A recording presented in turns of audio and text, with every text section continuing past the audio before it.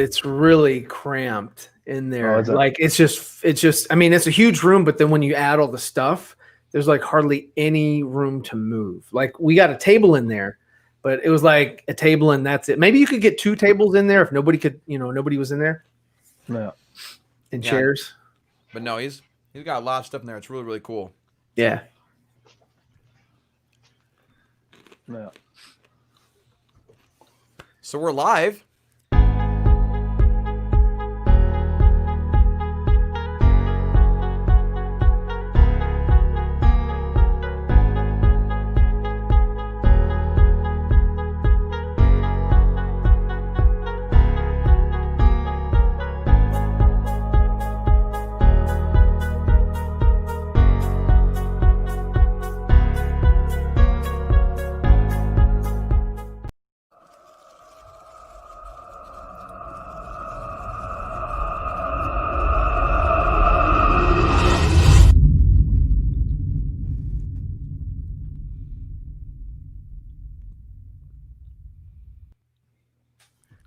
Very nice. Very, very nice. It's always good to be live. Especially with all these fine people. Is Joker muted? No, he's not. I think you just have some issues. I just have some issues with his mic a little bit. Oh, okay. All right. Well, hey, how's we'll take it from here. How you guys doing? Sean, how's everything going? It's great, man. Really good to be with you guys again. Thank you for having me. We got Sean number 1 and Sean number 2. Yeah, yeah. Call me Maher or Viking, whatever suits. I'll do Viking. Yeah, Viking Yeah, is okay. way better. And I'll do a voice every time I see her name, like, so Viking, what do you think? Do we have an accord? Like, so Viking, what do you think? That's Do we a have good an voice. accord? Like, so Like in Batman or the Dark Knight. Where is she? Where's the trigger? Rachel, we have an accord. So Joker. Like in Batman or the Dark Knight. Where is she? Where's the trigger? We got an Rachel, echo. we have an accord. Yeah, we got an echo on Joker a little bit. There we go. Right on. Oh man, but yeah, no, it's great to see all you guys. Sean, I think, or Maher, Viking. It's been a little bit. I think last time we streamed together was when we reviewed the Arkham games. I think. Like, Oh, yeah, that was good fun. yeah, like maybe yeah. what was it, like 2 months ago? Freak, time flies Yeah, fast. good. Goodness gracious. Yeah, it does. Yeah, so I'm on the 3rd game now, so I'm just started that. So I'm enjoying Nice. them. I'm going slow, but I'm just enjoying them. Yeah, no, they're great fun. They're Yeah. great fun. They're like some of the best games ever made. Which, speaking of games, I'm getting my hands on a PS4 soon. Yeah, you are. Which is really exciting. 4 Really or exciting. 5? 4 is less 4. exciting.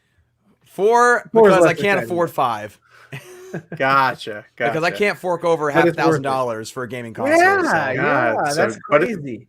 But it's so much more than just that. It's everything. It's your entertainment hub. Listen to me. I sound like an advertisement. This Send me episode's one. brought to you by PS5. Yeah, right. Send us all one. Oh man, that'd be fantastic. Mhm. But man, no, I'm gonna get that, and I'm really looking forward to because you can have the new Tony Hawk like re-release on the PS4, right? I'm pretty sure. Anyone know about that? The remastered version of Tony Hawk Pro Skater. I haven't played it in years. I'll Oh, say man. yes, that's like apprehensively. that's one of the best games of my childhood. Like I even found a way to have a what's it called? Where you an emulator for my iPad for the PlayStation 1 version. Mm. Oh man, it's so freaking cool. Just I'd be sitting there in class and I hook up my Bluetooth PS4 remote that I bought specifically for that. I was sitting in class like a hoodie, playing Tony Hawk Pro Skater while the professor's giving a lecture. Yeah. And I look like I'm paying attention. And she's like, "This is great. This is fantastic." What's up, Jesse Allen? What's up, Jesse? Good to see you, man. Good to see you. We're getting some people chiming on in here. We had a little bit of issues with we were trying to figure out Zoom, working this through Zoom, but Zoom was being difficult. Zoom was being kind of ridiculous. Oh, Which is wow, why okay. StreamYard is king. StreamYard is king. I love StreamYard. Safe option. Yeah. Yeah, very, very safe option. It just It works. is. Very reliable. Although I will say I'm looking forward to when I actually have an Ethernet cable connection instead of just Wi-Fi. You know, because Ethernet's just so much better. Plus, I can just record videos with StreamYard after that. So it's just like sweet. So Dr. Fate says Gwen Lantern. I guess is that Spider Gwen or what's up? Spider Gwen Lantern. There's something wrong with the link. What link? Is there a link? Let's see. Still muted. Oh, that's Joker's just talking about himself, unfortunately. Yeah, Joker's having a little bit of mic issues, but Okay. we'll be doing as much as we can for the time being. What's up, DC with Extended? Yeah, what's up, man? DC Talk, always good to see him here. Mm-hmm. Nice. So, there's been a lot of stuff going on, and Sean, I know you are a massive Spider-Man fan, as am I. Sir. And so you must be a pretty happy guy these days. Yeah, it's exciting to see Tom Holland land in Atlanta to get going with the third Spider-Man movie. It's so weird. I don't want to call it Spider-Man 3. That has such Yeah, it negative feels connotations. wrong. Yeah, it feels so wrong. I just wish they'd give us the name eventually. And honestly, when Tom Holland did that video the other day where he had the iPad, and I was expecting him to drop it toward the camera and show off what the title treatment was going to be in a setup. I love all sort of the different names that they try to come up with that incorporate the word home. Yeah. And I'm sure it's going to, I wouldn't be surprised at all. But all of a Spider-Man, sudden, Spider-Man 3 home run. I don't want that. Home run. I don't want home run. I'm sorry. I just don't. That just doesn't There's sound already- right. I think you can hear me now. Yeah. Yeah, there home it is. sweet home. What's up, Joker? Home Sweet Home works. Yeah, Home Sweet Home works. I don't know. There's so many things going on with that movie already, with Doctor Strange being cast in it and Jamie Foxx coming back as Electro and the possible addition of the multiverse and So his Tobey identity Maguire, getting Tobey revealed. Maguire. Tobey Maguire. Andrew So Garfield. Andrew Garfield. I have a That's my huge dude. theory about that. If you guys want me to share my theory about how that's going Yeah. to play out. So Doctor Strange opens one of those portals, and all you see is Toby going. Oh, Jesus. Now take on this. Please, God, no.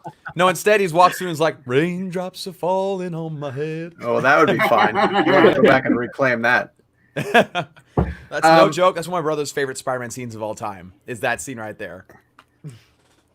My theory is that Sony is never going to let Andrew and Toby show up in a Marvel produced Spider-Man. Like, it won't be a collaboration. They are so fully part of the Sony identity of Spider-Man. And because of that sharing, the right sharing deal, where they let Tom go over and play in the MCU every once in a while, but they're still developing that Spider-Verse on their own, things that involve Venom and Morbius, and they want to do the Kraven the Hunter thing. But they eventually want to do a Sinister Six movie on the Sony side, which I think is why you see Michael Keaton show up at the end of the Morbius trailer to sort of be like, hey, here's Vulture, and he's in a Sony movie. Yeah. And they have, if they do Venom and Carnage and they have Morbius and if they bring Electro over through a multiverse type way, then I think when they finally get that Sinister Six movie together, that will be the threat that's large enough that Tom Holland Spider-Man would need a Toby and a Andrew to come over from the multiverse and join him on screen fighting the Sinister Six. Now, I just want Andrew back so bad. Oh, yeah, miss we all Andrew. do. We all do. Yeah, So I don't I think with Marvel or Disney and Sony sort of sharing rights and with these characters, I think that they're going to come to some sort of agreement. This character can play in this universe as long as this character can play in this universe or whatever. Just because they all want to maximize profit at the end of the day. Right. So they'll find a way to do it if they can. And Spider-Man film's been trying to do a Sinister Six thing for years. Like, remember at the end of Amazing Spider-Man 2, which With the Rhino. With hot take, besides the Rhino, is my favorite Spider-Man movie. It's weird, I know, not a lot of people agree, but I know in the end credits of that movie, they showed all the different like gear of stuff of the Sinister Six that'd be like Oscorp based, and so like they've been wanting this for a long time. So I think that theory of trying to get that Sinister Six thing involved is definitely not far off. But the thing is, everyone thinks it's going to be a surprise, right? Like Toby and Andrew will just show up. But I don't think that's going to be the case. I think that surprise is too hard to keep. I think it'd be better if they just announced straight up, like, hey, we're going to do a Spider-Man movie and all three Spider-Men are involved. Now you guys know, stay out of our way and let us do it and stop asking all these questions. I mean, that would certainly build the hype. That would certainly, just knock it out of the ballpark. Everyone and their grandma would pay attention to like what's going on, with Sony, Marvel, whatever. Or they could, go the other route and not say anything at all until it's finally released, kind of like Zack Snyder's Green Lantern. I mean, that's the best kept secret that Zack has, and they did that. It is because even though you have information, even though we all have information, no one has a confirmation from Zack himself. Even there are 3 ladies that were denied asking that question. I don't recall which ladies they were, but they were denied asking him that specific question from his camp. So, I mean, it is the best kept secret. Ryan, I wish you could see the smile I have right now, because I don't really believe that we're gonna get a Green Lantern. You think no Green Lantern at all? Maybe right. So he has the hoodie, right, that he put out on for sale, and he's monetizing. It's monetized, and it has the Green Lantern symbol on it. So how is it that he can make profit off of a DC logo that he doesn't have rights or access to? The Man of Steel Superman emblem that he has on the there's a perfect explanation for this, and the Prager Batman's on there. I'm against all the rumors because I'll tell you exactly what Sean said before about the Marvel Universe and the Sony. In the Zack Snyder, we have the same problem, because it's 2 different production studios fighting over the same characters. So we can't get Green Lantern for Snyderverse, and at the same time, Jeff Johns is gonna allow his character, his franchise, to go for maybe another for the same actor that Zack Snyder chose. Jeff who? Jeff Johns. Oh, I didn't realize that he was still attached to anything. But he doesn't really own the character, though. No, I don't think he's attached to anything. Yeah, Green Lantern Corps to the movie, I think he is. I don't believe so. He still has some intellectual rights to story themes. Green Lantern is not his character. He didn't create Green Lantern. He took the Green Lantern property and expounded upon it. But he doesn't own the rights to Green Lantern. It just like even Ryan Reynolds has intellectual rights to that incarnation of Green Lantern. The 2011. So basically, what you say is, if we're gonna get a Green Lantern is in the Zack Snyder movie, we're gonna get it on the franchise later. Yeah, right. So Zack can have his own Green Lantern in that universe. HBO Max, their little mini series or whatever it is that they're concocting, can have their own Green Lantern in their own series.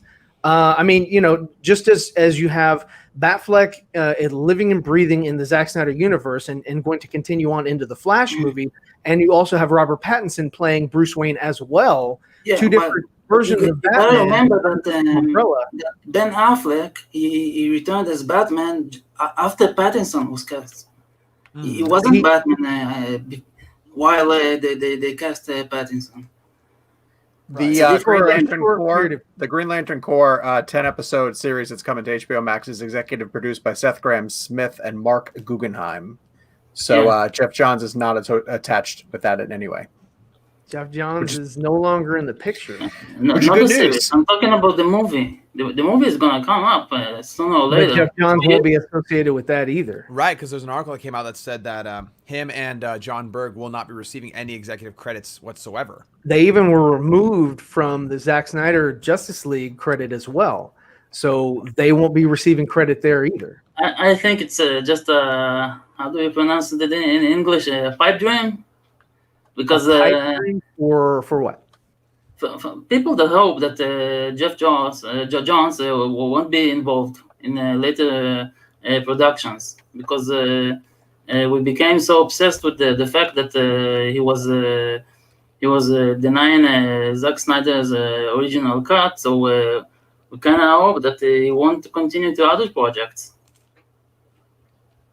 I mean, they do have someone else cast in some of the behind the scenes shots with Robert Citrone that was playing a different character than anybody else that was on screen. So, I mean, they have a lot of action sequences that involve someone else that isn't a part of the Justice League that you saw. And that was already, I mean, they were working on that months before the movie was even, even broke ground.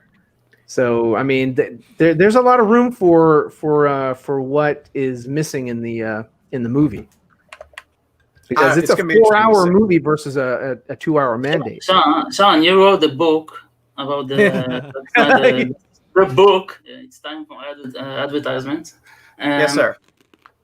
So, what basically you think about all the deleted cuts and the deleted parts and the actors that have been on the set? Have you witnessed some that you never knew that's gonna come back?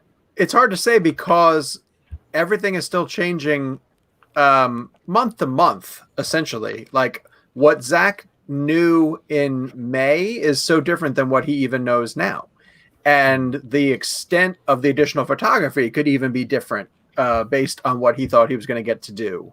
From the minute that they revealed that it's a 4-hour multi-episode series, that could have changed the amount of additional photography. The fact that they are able to get together in Los Angeles and film together without, COVID being a disruptor could have changed the amount that he wants to do. This is all very, very fluid. Oh, yeah. And I don't think the things that we know now are the same as what we could have known earlier. And I'm quite certain that the stuff that Zack knew then could be very different. Because I think that they're constantly having conversations behind the scenes to talk about how much further he's going to expand the amount of story that he gets to tell on HBO Max. Yep. And the more that you hear these numbers of production budget and money being invested into the story that he's trying to tell, means that he could potentially be adding, so it's not a coincidence that the Green Lantern 10-episode HBO Max series got announced in this interim, right? Like we found out from the time that the Snyder Cut got announced to when it finally drops, we learned that there's going to be a 10-episode Green Lantern. We also learned that there's going to be a Gotham set television series in Matt Reeves' universe, which is something totally different. But let's speculate and say that the Green Lantern series that got announced, which says it's going to play with a bunch of different members of the Green Lantern Corps. What if they have cast somebody significant in that role and somebody who they want to carry that show? And this ends up being the person that Zack uses in his additional photography. Like maybe he is using his Zack Snyder's Justice League to set up something that's going to continue staying in this HBO Max universe. And the Green Lantern that he uses ends up becoming the person who gets passed off to carry that show. That seems a little bit more reasonable, a little bit more realistic, but who knows? So all of this is a big question mark still. Yeah. See, I could see that. I can see that train of thought. My only thing with that is that when you make a Justice League movie, because we've heard that the HBO Max miniseries isn't delving into, or at least right now, into Jon Stewart or Hal Jordan or Kyle Rayner. So they're not going to be using those characters. And so the main question for me is that if Zack Snyder uses a actor or a character that's going to be featured in the show heavily as like a front runner for that, what Green Lantern would he use as a part of his Justice League or helping his Justice League? That'd be the main question.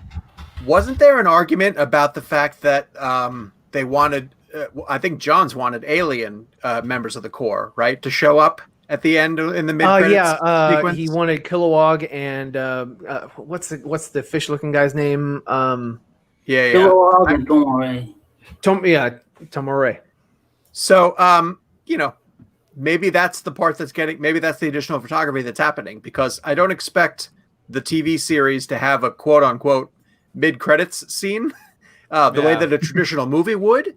But it's not to say that it's not going to have some type of scene that teases out to whatever is coming. And I just find it really coincidental that they announce a 10-part Green Lantern Corps television show that's on HBO Max that theoretically could be part of the Snyderverse, but that's speculation. But wasn't that announced last year? Wasn't there talks of the Green Lantern Corps show a year ago? When HBO Max was first that was one of the first things that they were like touting, was like, oh, look, we got HBO Max, and on HBO Max we're gonna have the Green Lantern series. Justice League Dark as well. Wasn't it going to be a movie at first when they first? Well, that was different. That was under the Zack Snyder sort of releases. It was Green Lantern Corps, along with the Cyborg movie and the other things that they announced. So it could be that, you know, what they were planning originally, and that might be why it's taking so long for anything to really break ground on HBO Max with Green Lantern, because they're not going with the original plan that they had for the HBO Max. They're actually might be going back for what that movie was going to be, and they're changing it from the movie into a series. Using that narrative that was supposed to be in the theaters, and they're saying, okay, well, we can use that, you know, because that was made without someone that you know has intellectual you know ties. So this Green Lantern Corps HBO Max series was officially reported by the trades in October of 2020. Yeah, Okay. That's when the final report has come out, and again, that puts you right in the wheelhouse of the May 20th announcement and the development happening behind the scenes of what is Zach going to shoot, what should he shoot. Now you have an October confirmation, and then there you go. So Yeah, that's true. That's a good point. I just confirmed it right here. there you go, exclusive. Sean O'Connell breaking confirmed news. it himself. Exclusive. You first heard it here. Yeah, great.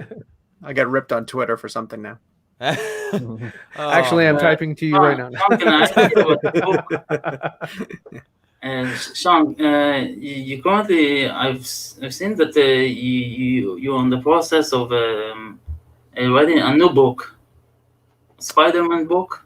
Very early days. Yes, very early days. Research. We're doing research right now as we speak. But I can talk about it. Release What would the you like Spider-Verse. Yes. We're branching off. This is the first I've heard about this. It's exciting. Sure. Well, I never thought I would ever write a book about anything. Right. But I'll tell you that the minute that you do it, it's really addicting. It's a lot of fun. And I spent all this time for the past 18 months or so. Anytime I had any kind of downtime, I just turned and worked on the Snyder Cut book. Like, I was so obsessed with getting it right. And it's, you know, people talk about this sort of depression that sets in when a huge creative project comes to an end. You hand it over. And on the publishing side, it's been super fascinating because working for a website, we publish stories on the daily, and I could write 3 to 5 stories a day if I wanted to. Yeah. With a book, you turn it over to publishers, and then you just sit around twiddling your thumbs, waiting for months for something else to come. And so, of course, one of the first things that the publishers, or you get a literary agent, they ask you, like, well, what other ideas do you have? And I was like, oh, all right, I never really thought about that. So I love Spider-Man. You know, Nerdy, you were just mentioning that before. He's always been my favorite character. I've talked about that on a lot of different shows. And so I started to put together a concept about, like, at first it was going to be about stories from Spider-Man's on-screen history that either projects that never came to pass, movies that almost got off the ground but didn't.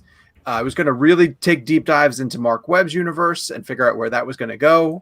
I do still have an entire chapter sort of mapped out about Shailene Woodley and how she was supposed to play Mary Jane Watson. Like, just getting interviews from people who were involved in all those movies and figure out from the ground level up, like, what happened to all of these different projects. And I have over here on the shelf, as part of research, I have a James Cameron script that he had for Spider-Man that he and Leonardo DiCaprio almost did. Wow. And I have David Koepp, who wrote the first draft of Sam Raimi's first Spider-Man. He did a sequel that Raimi ended up not going with. And I have that script on the shelf over here too. And if you read through it, David Koepp wrote Jurassic Park for Spielberg. He's a brilliant screenwriter.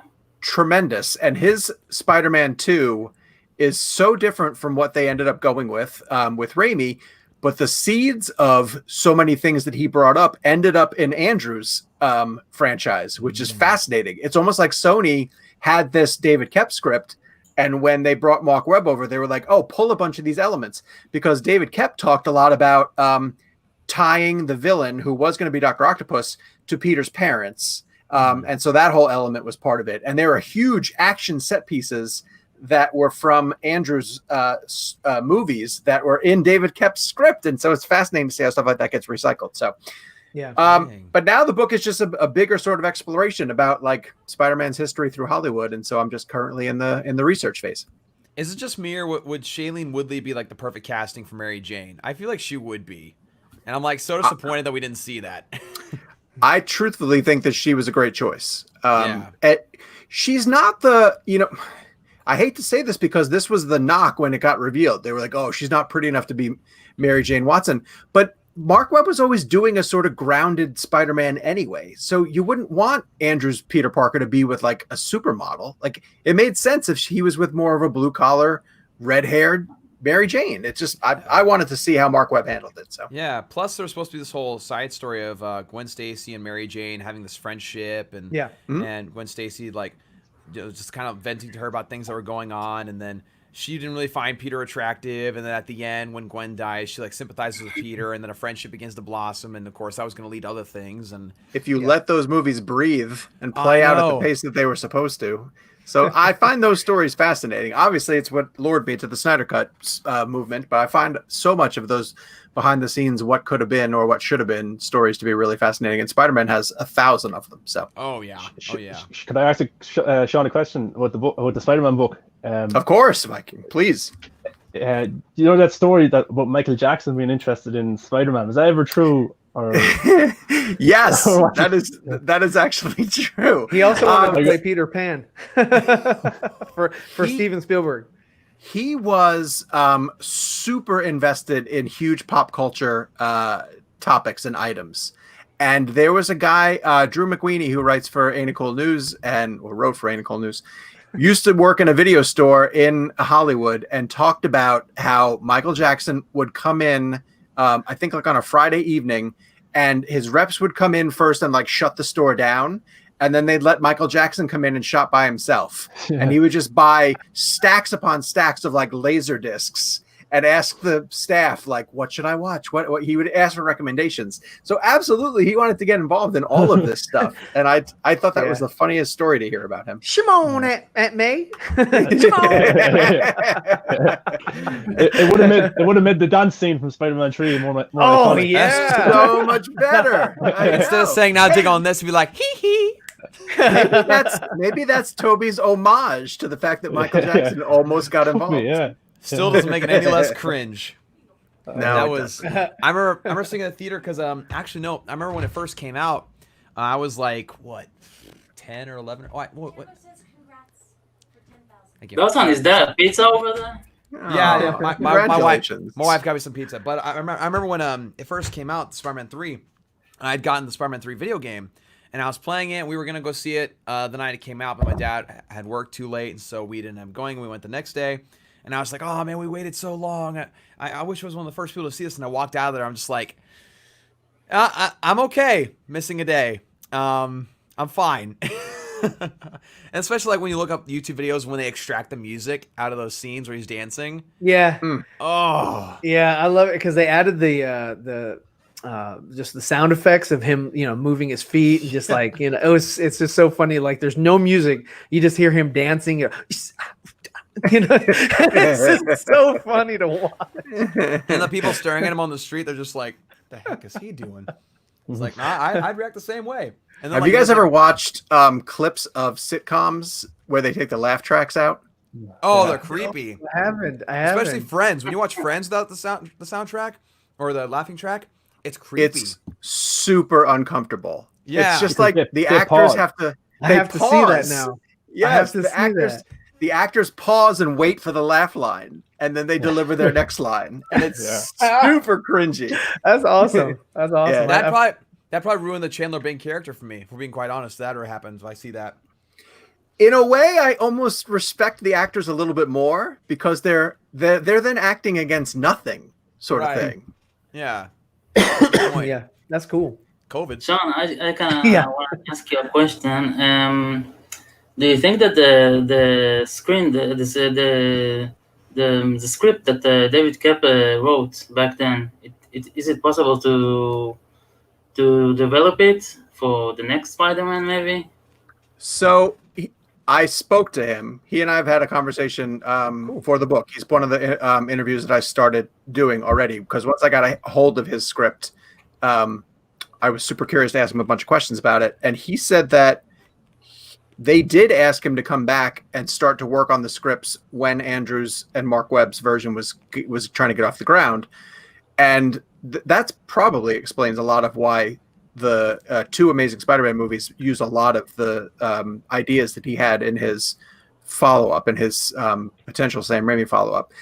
But he basically admitted at that point that his heart just wasn't in it. That his time with that character had passed, and he says essentially that he didn't want to take the gig if he wasn't super passionate about it. He would rather somebody who really was immersed in the character the way that he was when he worked on the Raimi ones. So he sort of passed and let it go. So I don't ever see them coming around to develop it. And again, honestly, if you read the David Koepp script, and it's available online, it's so similar to both Raimi's Spider-Man 2 and Andrew's 2 movies that you kind of saw it. Mm-hmm. Because my main criticism for the Amazing Spider-Man films is that they use a lot of elements from the Tobey Maguire trilogy in terms of Aunt May and Uncle Ben and stuff like that, and then with the love interest and then the same kind of villains. So was that kind of overlapping in that way? So he does introduce Dr. Octopus, and Dr. Octopus ends up becoming he was an old colleague of Richard and Mary Parker. And it turns out that there was a small device that Richard Parker had that Dr. Octopus needed in order to complete their experiment, to complete their research. And it ends up in Peter's hands. So it's a little bit like that bag that Peter gets, that Andrew's Peter gets in the first Amazing Spider-Man. And in there would be a device that Dr. Octopus kind of needed. So, and the fact that Spider-Man keeps it from him leads to his transformation. So it does make Spider-Man responsible for the birth of Dr. Octopus in a similar sort of way.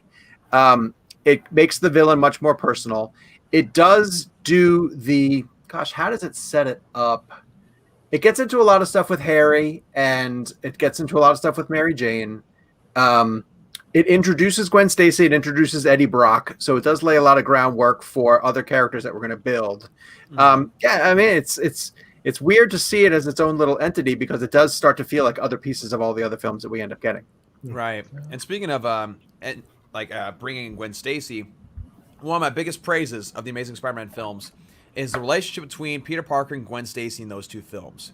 In my opinion, that relationship is the best relationship in any superhero movie, bar none. The most natural feeling, the best acted.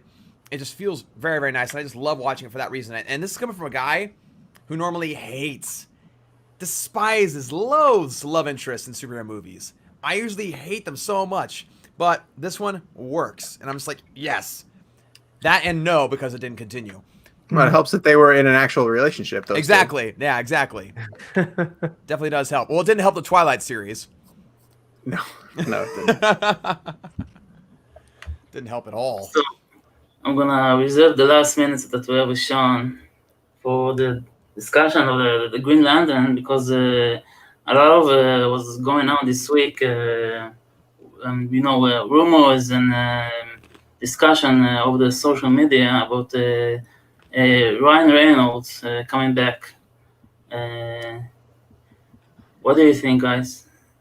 Yeah, someone can you guys weigh in and tell me what you guys think about this? Because I feel like I've made my I feel like I agree with you. I feel like I agree with you, Sean. I really don't believe it 1 second, because on one hand, and I don't want to assume what Zack Snyder thinks or what he wants, but at the same time, I can observe how he's worked before.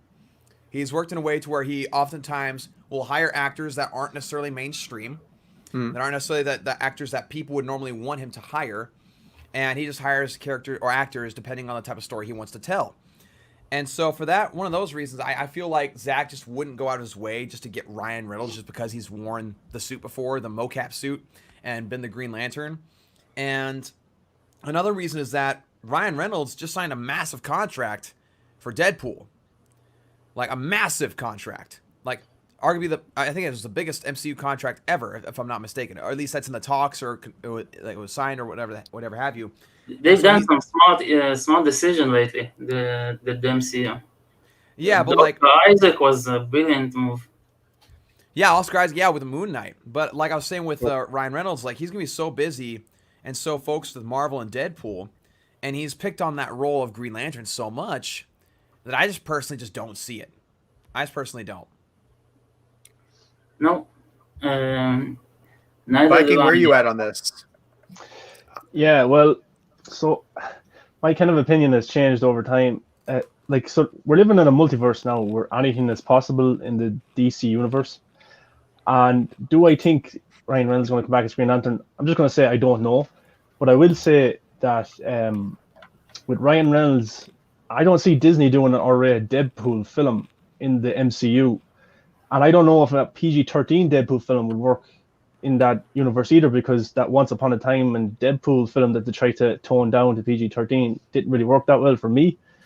But I just think Ryan Reynolds kind of flirting with the Snyder Cut over the last year is kind of a hint that he would be open to coming back. And I don't know if that's in the Snyder Cut or in a standalone film, but I just don't think, don't rule out the possibility, because J.K. Simmons was in the Raimi Spider-Man verse. He's in the DC universe. He's back in the MC universe. You have Lawrence Fishburne. He was in Man of Steel and in Ant-Man and the Wasp, was it? Ant-Man and the Wasp, yes, that's true. Yeah. Yep. So, and then you have Michael Keaton coming back after, nearly 30 years. So I just say, don't rule anything out. That's all I say. That's fair. That's fair. So that's a healthy attitude, because truly we live in a universe where anything can happen. And it's ridiculous to say with any certainty, no, that's impossible. Right. But I just want to comment on some of the ways that this played out over the past week or two in terms of the the conversation put out there by people who like to speculate online and confirm certain things without them necessarily understanding how the industry works. And again, I don't know anything, but you can read certain things as tea leaves and just sort of come to conclusions of like, well, that's not how that works. And you hear like, Ryan Reynolds is doing it. Announcement coming soon, right? Announcement's going to, any day now, that announcement's going to happen. Which, for an announcement to happen, would have to be that the deal is inked. And I'm not talking like, hey, we're going to ink it on Thursday. Can you come over on Friday because we're going to shoot? Like, no, that just doesn't happen. Well, I sure can. That happens with a StreamYard. If you could DM somebody and be like, hey, we're going to do a show tomorrow. Do you want to hop on? Yeah, I can do that. I've got time. Right. But you don't be like, hey, you want to play Green Lantern in the Snyder Cut that I didn't think I was going to get to finish, but now I get to shoot some stuff? Yeah, I can do that. Sure. Hold on. When do you want to do it? Friday? Yeah, I'm coming. Okay, great. Announcement's on the way. So, and Zach coming back to do the additional photography would not be rolling the dice on, is this person going to say yes? You know, are we still waiting for, like, that's done. It's done. And so then when those people come back around and they're like, the deal hasn't happened yet. I'm hearing that they're just juggling timing. No, it's not. No, that's not how it happens. Yeah. Now, is there some misdirection happening? Possibly. Yeah. Possibly people who are involved with the Snyder Cut are saying, yeah, feed this information out there. Let's get people going in one direction. And maybe that misdirection is being sent because they want you off the trail of Ryan Reynolds, or maybe they want you on the trail of who they actually have. Because I can tell you for a fact that I know multiple people, not on the Justice League production, but on other major blockbuster productions, who have deliberately put information out there just to see how it gets picked up and how it gets run with. And they sit back on the set and they just laugh their asses off of like, watch this, watch how this goes. And they leak out, this is going to happen. And it gets picked up and it gets run, and it gets run as speculative headlines or question marks, and people debate it forever. And meanwhile, the filmmakers go on and do whatever they want to do. I don't know that that's what's happening here, but I'm telling you, watching the way that it lays out, I'm like, that is not happening, because this is not how it works. It's just not how it works. I think the most plausible way that you're ever going to see Ryan Reynolds as Green Lantern is going to be in a movie, either the movie or in a movie similar to Ezra Miller's Flash, where you're introducing Michael Keaton. So that's a place, because you're going into different streams, like the Viking was saying, you're opening the multiverse. You're able to jump into these different, existences. And in one of the existences, you have, Hal Jordan, who is played by Ryan Reynolds. So that would be a more plausible place where I could see Ryan actually, kind of showing up as either a cameo or showing up to, just for the fun of the movie or whatever. 100%. And that's it, because that's his style. It would be a funny little thing, and he's all about that kind of stuff. So that's the only way that I could ever see Ryan coming back and portraying that role again. Because, you know, like Dawson was saying, he's very busy. He's shooting something with The Rock right now for Netflix, and his plate is very full of a lot of projects that he's working on. He's going to go right from that to doing publicity for Free Guy. That's going to eat up the rest of his year because that's still coming to theaters in December. Yeah. And again, you don't just be like, yeah, I think I could shoot over to LA and film your scenes. Also, I also stand by the fact, and I've said this multiple times, Zach, to me, just does not do stunt casting. He doesn't do like, hey, wouldn't this be a funny bit? No. Think about who we're talking about here. He controls his universe. If Zach were mainstream, we wouldn't be in this predicament right now with Zack Snyder's Justice League. Like, he would have done something that was mainstream with his original version, and he would have gotten it out there. Like, and again, this is not like bashing the idea entirely. It's just, to me, it just seems like Zack Snyder is not a mainstream person. And some people who have said, like, yeah, but J.K. Simmons showed up in the MCU Spider-Man, but like, J.K. Simmons owns the role of J. Jonah Jameson. If you're going to bring J. Jonah Jameson back, you get J.K. Simmons. Ryan Reynolds does not own the role of Green Lantern. It's not like, oh, we're going to use Green Lantern? Well, we got to use Ryan Reynolds or the fans aren't going to love it. Hell no. We'd love to see recasting. Yeah, that's a good point. Could I say as well that, like, Wolverine Origins came out in 2009, and that was a terrible interpretation of Deadpool. And then he gets to come back and has his redemption. That's a big success. And now maybe he wants to do the same thing with Green Lantern. Let's just say he is comes back as Green Lantern and is in the HBO Max series. It's not going to be a pitiful scenes. It's probably just going to be a cliffhanger or like a post-credit scene, maybe to get things set up for the future. But Ryan Reynolds, he's a businessman. His marketing is unbelievable, the way he does. Oh, yes. Kind of teases things. So good at that. So this could be like a thing to Disney say, I'm flirting with DC over here with Green Lantern, unless you want to use me for Deadpool. So that could be a part of it as well. I mean, these are good points, Viking. And if he were to show up, that's probably the reasoning behind it. So Yes, never say never. You're right. I think that David he used some deleted shots of Ben Affleck in Suicide Squad. So back then, when I heard about the announcement of Zack Snyder, I thought maybe Zack is going to do the same thing. It's like 50-50. He's going to use the later shots of Ryan Reynolds as Green Lantern, but the odds for this are very low. And the minute that I knew that there's going to be another additional photography, I thought it's impossible because if I was Zack Snyder, I wouldn't cast Ryan Reynolds, even if the movie was good. I don't think Ryan Reynolds is just the type of actor that Zack would cast for a movie. He's a good actor. I would agree. It's amazing, though. A year ago, we were talking about when is the Snyder Cut going to come out, and now a year later, we're talking about who's going to play Green Lantern. So, that's pretty crazy. I mean, that's awesome, though. That's positive. Oh, how the world works. I mean, hey, it's on the tip of our tongues. It's part of the conversation. It's what keeps these streams going. Would you say it's on the tippity tip of your tippity tongue? It's at the topmost of the popmost. So, Sean, I've got a question from Sure. So that I got for you.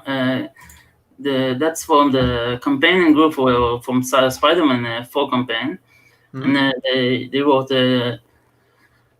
"Can I ask Sean, would you like to see Spider-Man 4 and what he thought about the plans they had for it before it got cancelled, such as Black Cat and Vulture were supposed to be the villains."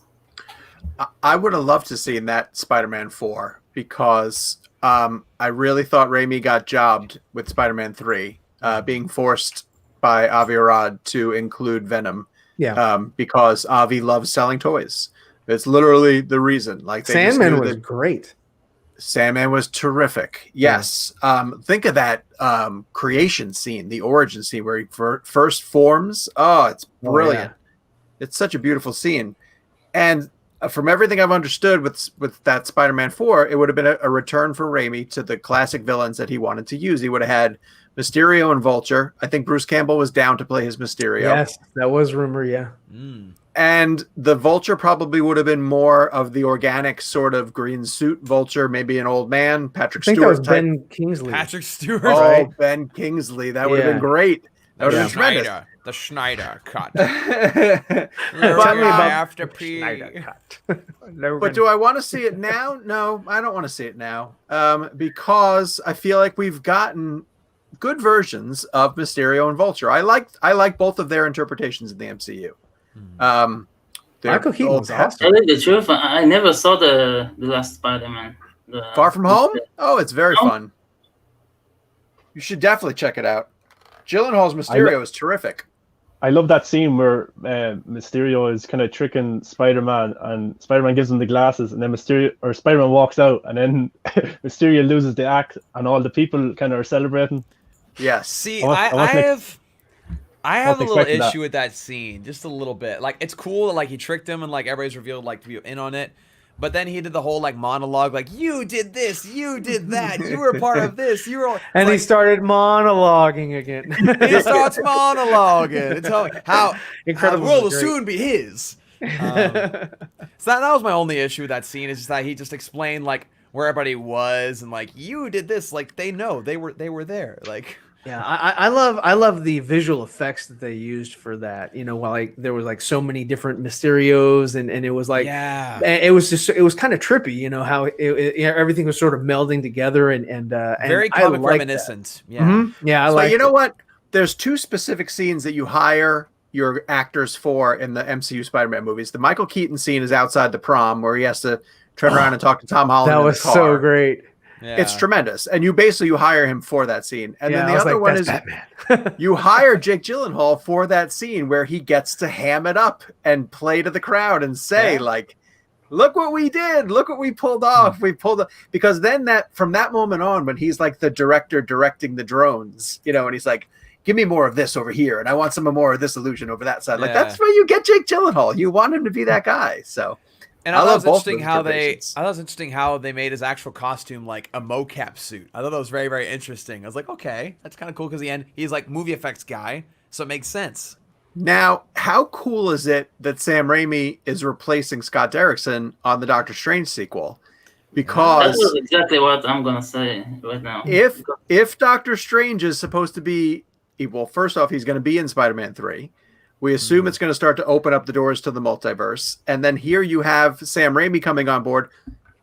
I mean, it almost feels like Sony just needs to snatch him up after the Doctor Strange sequel to have him direct this Sinister Six movie that I talked about, which would bring Andrew and Toby back in. It's really interesting to see what Raimi gonna provide after a few years of absence, because I haven't seen a movie of Raimi like for 5 years or more. He, what can I say? Raimi is original. That's the main thing about Raimi. He never do the same thing over and over. He never repeats himself. He has a very, very good touch on the camera, and I'm thinking he's a perfect sign for Doctor Strange, because exactly like Spider-Man, we're gonna see something very, very unique for him. It's funny that his last two most recent films after Spider-Man 3, he's kind of taken a long time off. He did Drag Me to Hell, which is a really good movie I remember with that Ellen Page, very Raimi-esque. But then he lost himself in that giant Oz the Great and Powerful. And Oh yeah, I didn't like that one. That was with Franco, right? yeah, just- and Michelle Yeah. Williams. Yeah, And I was almost not a feel like fan. bringing him back to the superhero universe where he is a comfortable fit is terrific for Doctor Strange. Like, when I heard Scott Derrickson was leaving, I thought that's disappointing, because I like to see a director sort of carry their vision through. Mhm. And then they were like, oh, they're replacing him with Sam Raimi. I was like, oh God, that's an amazing upgrade. Yeah. Way to go. What But was I love the how- name of the movie that he made with Kate Blanchett and Keanu Reeves?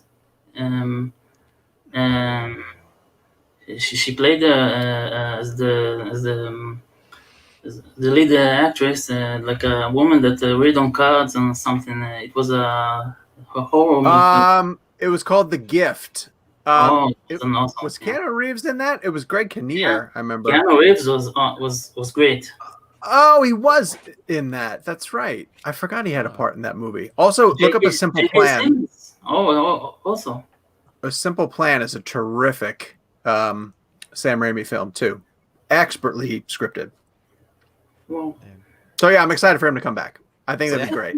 Viking brings so much heart. You were gonna say something.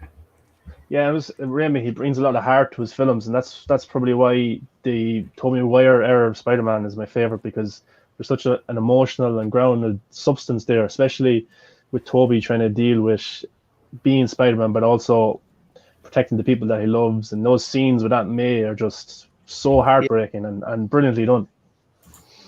Yeah, I love Tobey. The only thing I didn't like about the Tobey Maguire series was what was her name? Kirsten Dunst.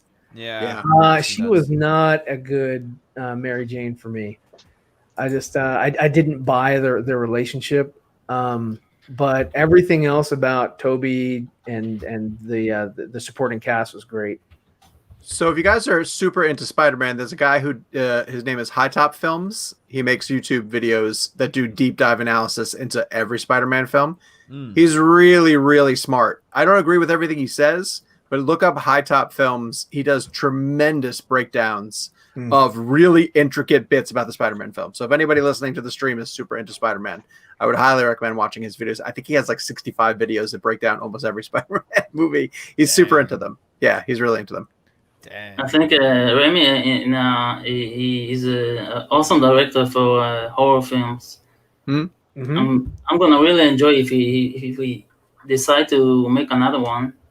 But Doctor Strange is gonna be magnificent also. Doctor Strange may be it. Doctor Strange may have elements of horror. I mean, multiverse of madness. There's definitely possibility there, because like when you deal with, that's one thing that like movies that deal with a multiverse sometimes don't hit on, or like deal with this whole like expanded universe or like alternate dimensions, as they often don't deal with the psychological trauma that'll have on a character of like, oh crap, I'm in a different dimension, like, oh crap, I'm in a different like universe. Like they oftentimes don't tackle that enough, in my opinion. And I think Sam Raimi, with his background of horror, would be able to nail that pretty well. At least I hope so. If Marvel lets them break free from the template. Right. That's the thing. That's the big thing. But again, yes, I know. I completely agree with that sentiment. Why do you hire Sam Raimi if you don't let him do Sam Raimi things, though? That's true. That's a good point. I hope, anyway. I'm hoping. Let's just see if Disney can not shoot themselves in the foot. So, yeah, they've never done that before. I kind of wanted to raise a topic about another production of DC, which is, you know what, we'll get it later. Let's continue with this Spider-Verse, yeah? That's gonna, they haven't started casting yet, if I'm not mistaken. It's gonna be involved Miles Morales also. Oh, the animated one that they're doing? No, the movie. Live action? Yeah. Are they going to have not Donald Glover? It is Donald Glover. Are they going to have him back? So Donald Glover in Homecoming played the uncle and mentioned his nephew Miles. Yeah. Right. So there's at least reference to Miles existing in the MCU Spider-Man universe. Yep. Which that would be a really cool thing for them to at least introduce in this third Spider-Man. I get that they want to sort of build toward the big reveal of Andrew and Tobey, but maybe you just bring Miles in the third one and start to introduce him. My only issue with that is that Tom Holland's Spider-Man is still really young. Yeah, true. I think he needs to be Spider-Man for a little bit longer before Miles Morales is introduced, because we saw him, like, he was introduced in, and then he kind of goes more on his own in Homecoming, and he gets the real suit, and then he has Far From Home. Well, he's still kind of coming into his own and finally figures out who he is. I think he needs some time with that version of himself and be certain of himself before that happens. So that's my only reservation about that. But again, if they wrote it really well to where they could incorporate Miles, I'd be fine with that too. No, problem with Tom Holland, and I'm dragged to this Raimi issue topic. I love Sam Raimi, but Tom Holland, I haven't seen him develop as Spider-Man as much as I've seen Tobey Maguire. Raimi did a magnificent job because we saw Tobey Maguire start as a kid. He's very, very naive. He found out about his uncle, about the murder. He came to accept what his responsibility and his powers. But Tom Holland, I've seen him in like 4 films, I think, 5. I didn't have the same sense of a hero growing up and become a real character that you can look forward and see it as even Iron Man and Spider-Man for me is a bigger thing than Iron Man. Mm-hmm. It's so different. It's just that by the time that they got to introduce Spider-Man into the MCU, so much of the MCU had been developed. Right. So you're introducing him into, like, you couldn't do it in a way that didn't fully acknowledge everything that came before it. And I know people get mad that he's, a Iron Man Jr. or that Tony Stark has taken the Uncle Ben role. And that's a legitimate gripe. Like, it bothers me a little bit as well, too. But at the same time, to bring him into this fully formed MCU, because they were like 18 movies into it by the time that they got to Homecoming. Yeah.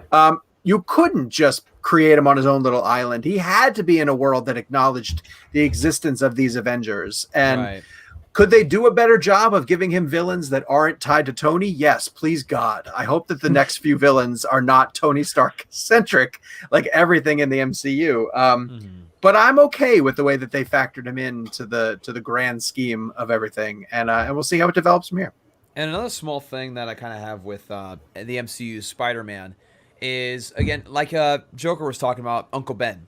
Because Uncle Ben is a very integral part of his development. And we kind of mentioned that, Robert Downey Jr.'s Iron Man kind of took that mantle a little bit. But the fact that Uncle Ben, basically his father, right, has died, and probably recently because he was only becoming Spider-Man of the past couple of years. And yet, Spider-Man really doesn't mention it or even think about it. And then Aunt May seems very happy and dating people, and I don't know, I don't want Aunt May to be depressed all the time, but maybe some semblance of, I don't know, grief a little bit, because that's her husband, and she's obviously a lot younger. Not grief, but you got to have some sort of, there has to be some sort of callback. Like, this universe still had, she still had a husband that died, right? And in this, like you said, it just, she's dating Happy, and she's, the sexy Aunt May. Granted, she's a younger Aunt May, so it's not like she'd been together with him for 50 years, but still, losing anybody at any time will take a toll on you. So I asked Tom Holland this at the junket for Spider-Man Homecoming, and I was really proud of this question, and I was really disappointed by his answer. I said, "Is your Spider-Man responsible for Uncle Ben's death?" And he said, "I don't know." I knew that was the answer. I knew it. God. He said, "I don't know." I thought he'd just shrug. No, he at least admitted that he does not know. Well, because Tom Holland's one of those guys that he'd say "Oh yeah," he would just instinctively say that. But I honestly believe that his reaction, his answer, was the gut authentic. He truly does not know if that's a character beat that's essential to his Spider-Man, because they have just decided it's not, and that's shocking to me. He didn't have the foresight or the interest to even ask. You've seen Garfield's Spider-Man. You've seen Tobey's Spider-Man. I know he's seen those movies. So wouldn't you be inquisitive and say and stop maybe I'm not Feige, but just the director of said Mark Webb, or not Mark Webb. I'm sorry. John Watts. Yeah. And say, hey, what happened to her? Even talking to Marissa Tomei, hey, what happened to your significant other? Anything? Or no, I don't even think Marissa Tomei knows. Well, the one that really bugs me is that in Far From Home, they go out of their way to put Ben Parker's initials on the suitcase that Spider-Man's bringing with him to Europe. Yeah. So thereby, again, acknowledging hey, his Uncle Ben is part of his world, and here's his suitcase, and he's bringing it with him. And then they just let that suitcase be blown up over the course of the adventure, and they make a joke about it at the end of the movie. Like May is picking him up at the airport, and she's like, "Where's your suitcase?" "Oh, that's right, it got blown up." And that's so insensitive. Like it's almost like you're going out of your way to include Ben Parker's memorabilia, and it's this guy is supposed to be so important to Peter. And then they're just like, oh, you lost that piece of memorabilia that reminds you of your beloved uncle? Oh, isn't that funny? And so that annoys me as much as I do love this MCU Spider-Man, and I think Tom Holland in general does a really good job. That's a weird creative choice for the people at Marvel who now have control of Spider-Man for the first time in any time, and they're kind of soiling the Uncle Ben. I completely agree with it. I think that they like has been said earlier. I think they diminished Uncle Ben to inflate Tony Stark in his life. And that's the whole. That was like their focus. They're like, I need this relationship to work. And it doesn't. I mean, he seems like a puppy following Tony around. Looks like it's gonna work because Robert Downey Jr. He's a great actor. He's dead. Yeah, he's gone. Robert Downey Jr. His. Tony Stark is dead. Mm-hmm. Yeah. So he no longer has nothing to grow there. But you know what? He's going to start messing with AI. Like, hey, Tony. There is a moment in Civil War in the bedroom recruitment scene too, where Tony says to him essentially like, "Why do you do this?" Right?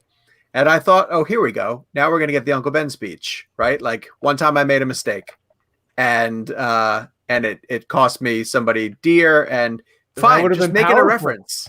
Just make it a reference, right? But instead, he's just like, because if I have these powers and I don't use them to help people, then I feel like I'm doing the wrong thing.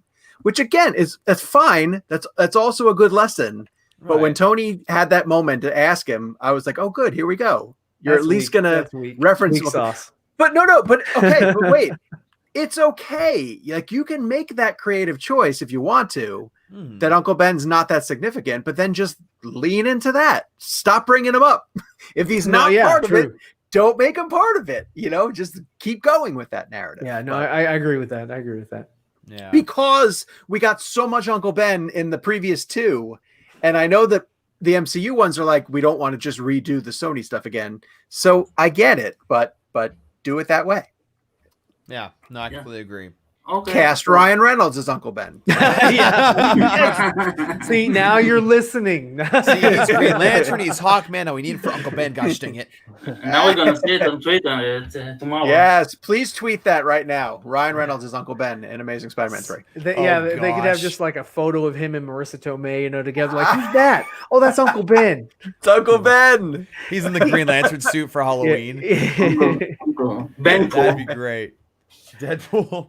Oh, kind of like Vision, how Paul Bettany's Vision is wearing the old green and yellow in the WandaVision trailer. I tell you what, of all the castings in the MCU, I do love Paul Bettany as Vision. I love Paul Bettany in general. Paul Bettany's amazing. Yeah, love that guy. Just in every movie he's in that I've ever seen of him, even if the movie is terrible or like doesn't live up to hype, like Priest or something like that, I still love him in these roles. Do you think that Marvel are trying to catch up on DC on the Flash movie before they release it? Because it seems like it. They did the same with the Civil War, and it was a great success. Civil War and BVS, yeah. So I don't know. I'm super excited to see what Muschietti does with that Flash. I think that there's so much potential in that movie. Oh yeah. And it's probably gonna be a long one too, just with all the things that are included with it. I hope so. I hope that they don't rush things. Right. I hope that they allow for things to develop and give you some, maybe some weight behind some of the choices that are made and things like that. Do you know what's going to be most interesting? We just did this video for Cinema Blend where we're breaking down each of the Justice League characters and how they're going to be different from theatrical to the Snyder Cut coming to HBO Max. And Flash is one in particular that truly captivates me because so much of his motivation got left on the cutting room floor. So many of the things that make him an interesting three-dimensional character just got wiped out by theatrical cut. And now that we're going to get to see more of Ezra and how his Barry Allen develops, I can't wait to see the way that Zack grows him and even teases him to continue the story, to go out into the world, because there's so many cool things that they could do with that character, and I'm really intrigued to find out how Ezra gets to play him in the Snyder Cut. So, what actress from The Watchmen do you think will play his mother?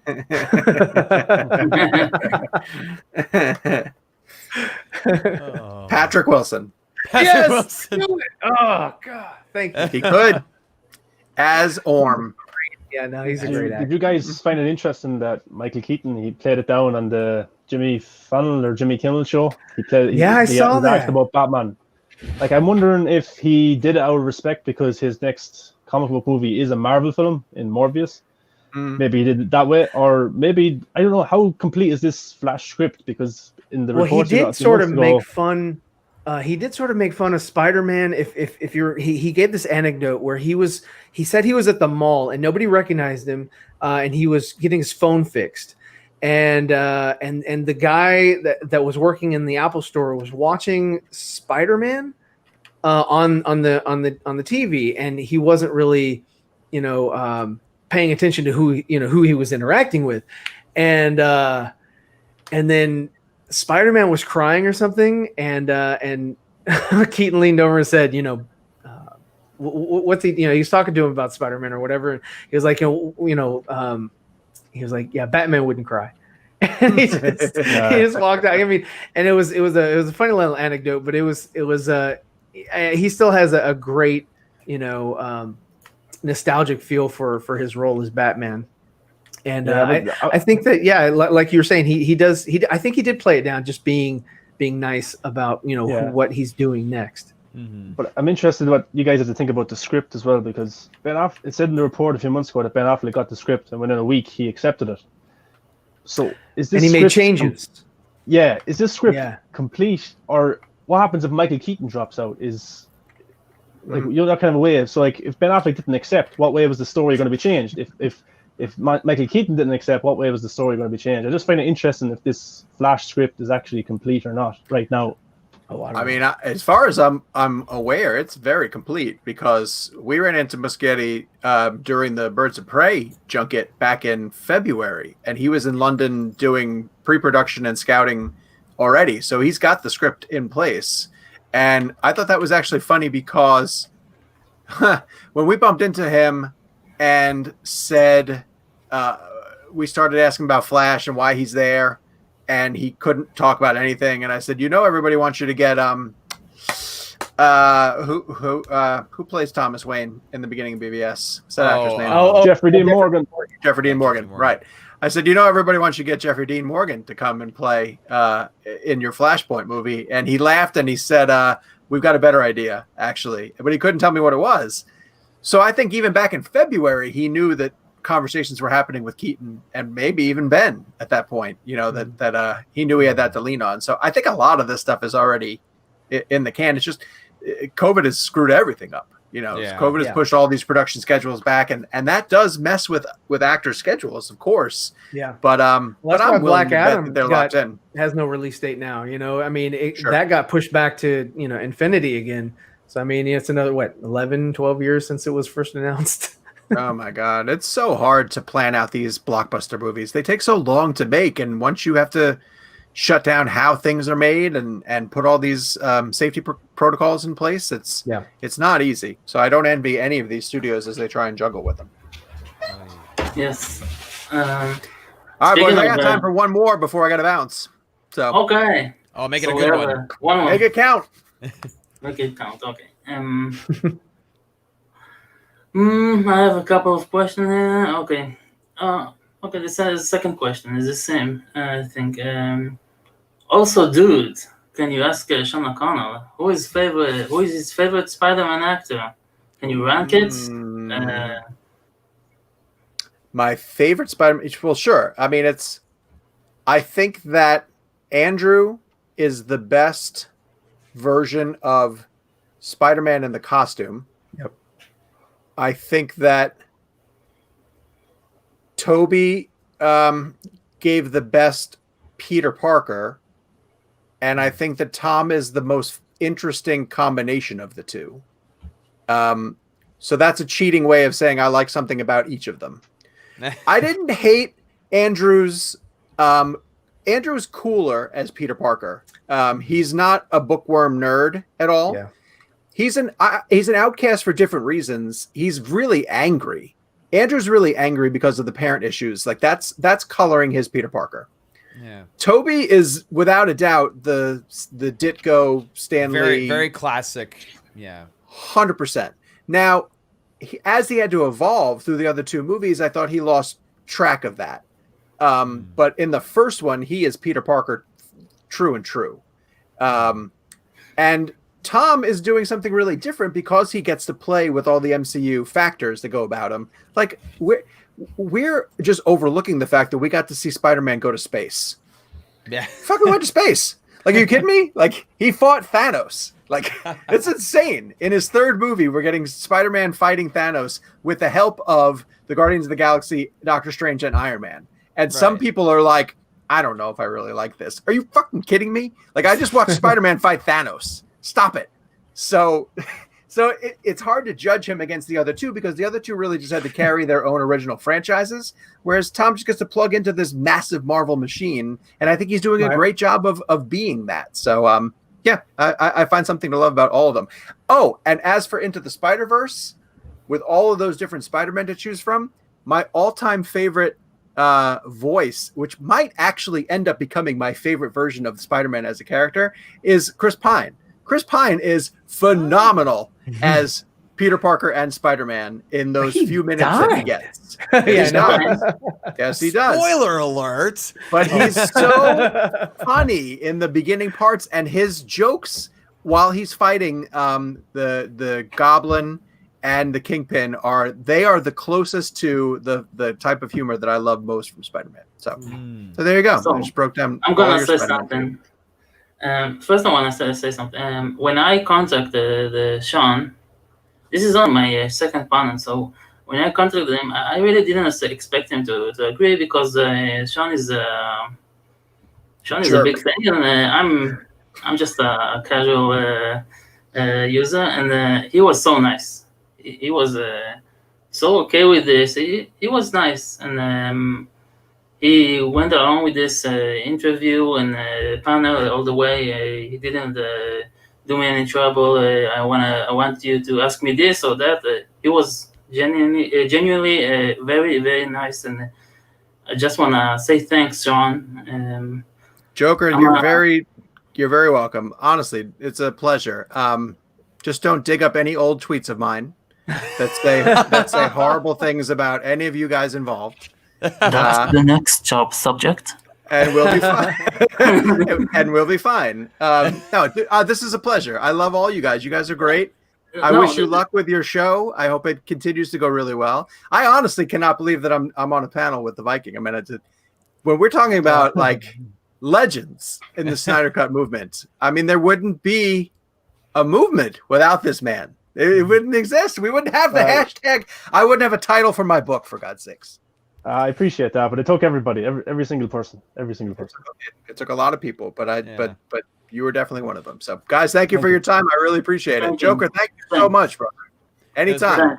We're It was great to talk to you as always. Yeah, man. Thanks, man. Thank you, boys. Have a good night. You as well.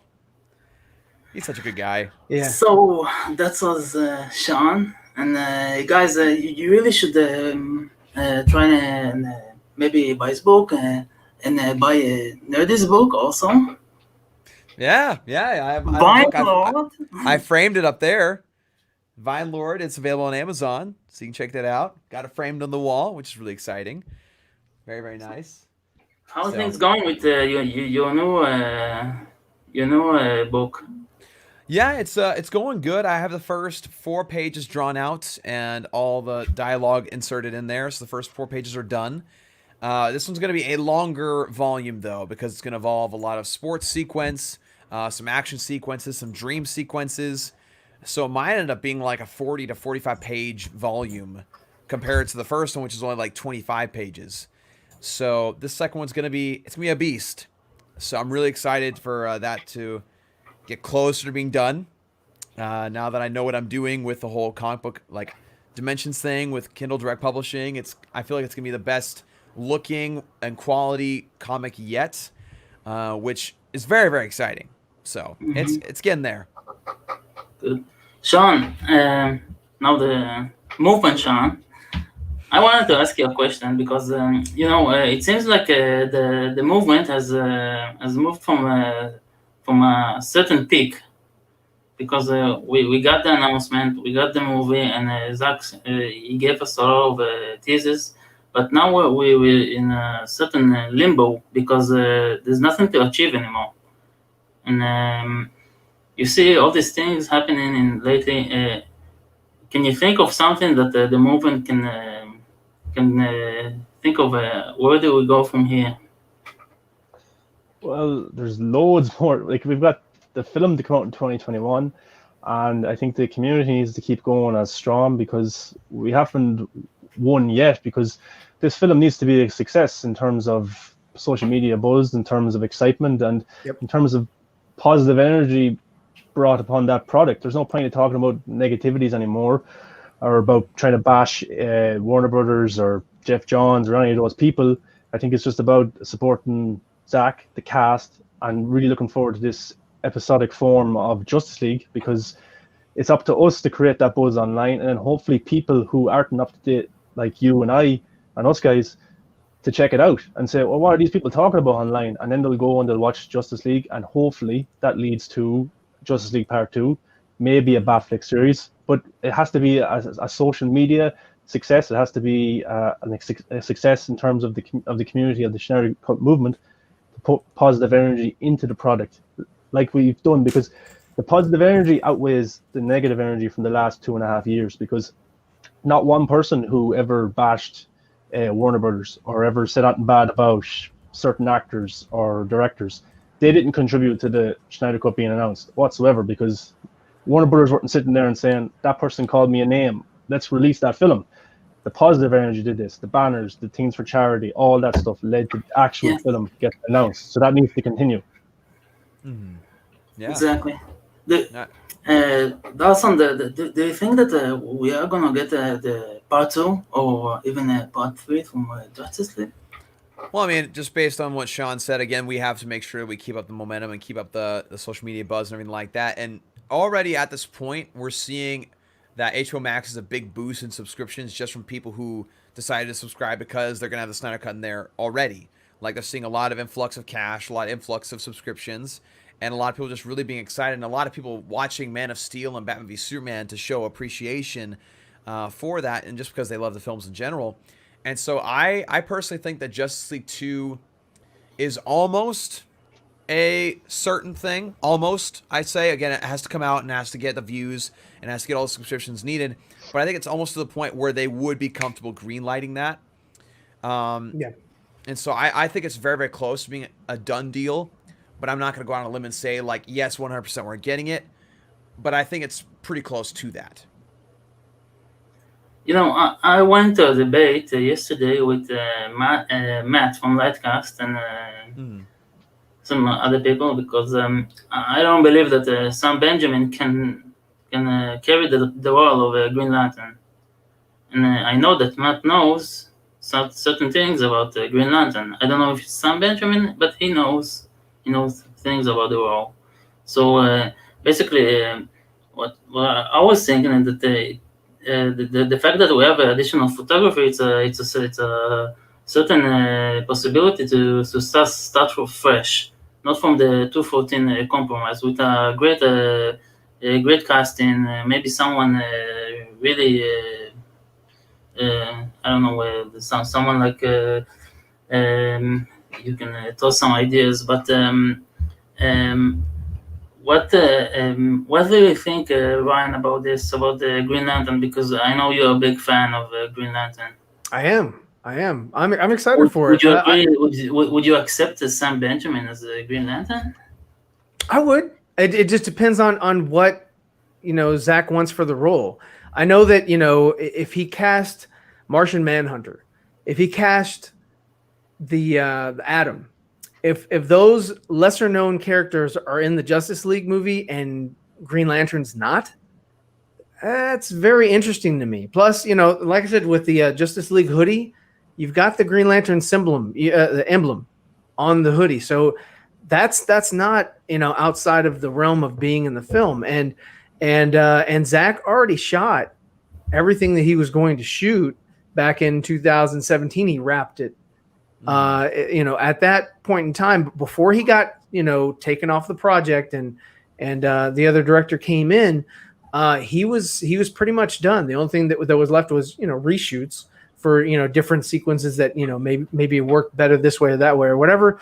But what he's doing this month is additional footage, which is footage that, or ideas or concepts that were not shot back in 2017 that he's at, and we are in a pretty cool position to where he's got, hindsight is working in his favor, because he's had all this time to sort of watch his project, critique it himself, and say, you know what, this is a better idea, or this is something I would do different. I mean, a lot of people do that. They finish something and they're like, oh man, I wish I'd done this to it. I wish I'd fixed it this way, or hey, I have an even better idea. And that's the point of him doing the additional footage now. That's why, you know, we're getting Jared Leto in Justice League. And, you know, and so I don't believe that in this time, this short period of time this month that he's rolling film, that he's like, you know what, I'm going to put Green Lantern in the movie. I don't think he's going to do this sort of last minute shoehorn, because, you know, he's not, you know, Captain Marvel. So I'm very suspicious because I don't know Sam Benjamin.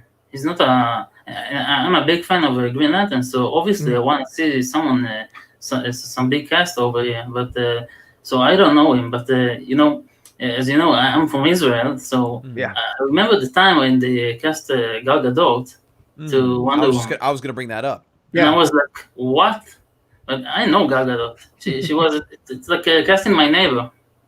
I saw her on TV shows in Israel, and I was happy for her because it's a big family over here. But everyone was. But I'm a big fan of Justice League and DC, so I thought she would embarrass herself as a Wonder Woman. But apparently, it was a brilliant cast. Yeah, and I was going to say that she definitely owned the role. And another thing is when Henry Cavill was posting on, what was it, Instagram? He was posting that he was trying to stay in shape because he wanted to be in better shape than the person that was playing Green Lantern, and he was teasing a lot of Green Lantern way back in the day when we were filming Justice League. So Henry knows who is cast for the role. If you look at Sam, he's definitely in shape. For what reason, you know, the speculation is up to everybody here. So I'd love to see Sam in the role. Like I said, if Ryan comes back, I could see him more in the Flash movie because that's a multiverse type movie and he's in a different universe. And I don't see Zack saying, okay, everything is mine except, you know, I'm going to go ahead and bring Ryan into this movie. And I didn't originally shoot Ryan before 2017 when I wrapped principal photography. Ryan was not in the movie, and there's no way that you know, Zack is going to shoehorn Ryan in just to appease some fans. You said that. Well, what's amazing that I think that when we're gonna see the movie, if we're gonna get a Green Lantern, so I think there's gonna be a moment when he shows up and everyone's gonna say like, "That's Green Lantern." I didn't figure that out. It's gonna be someone great. It's gonna be someone awesome. And, I want it to be such a surprise because it's better this way.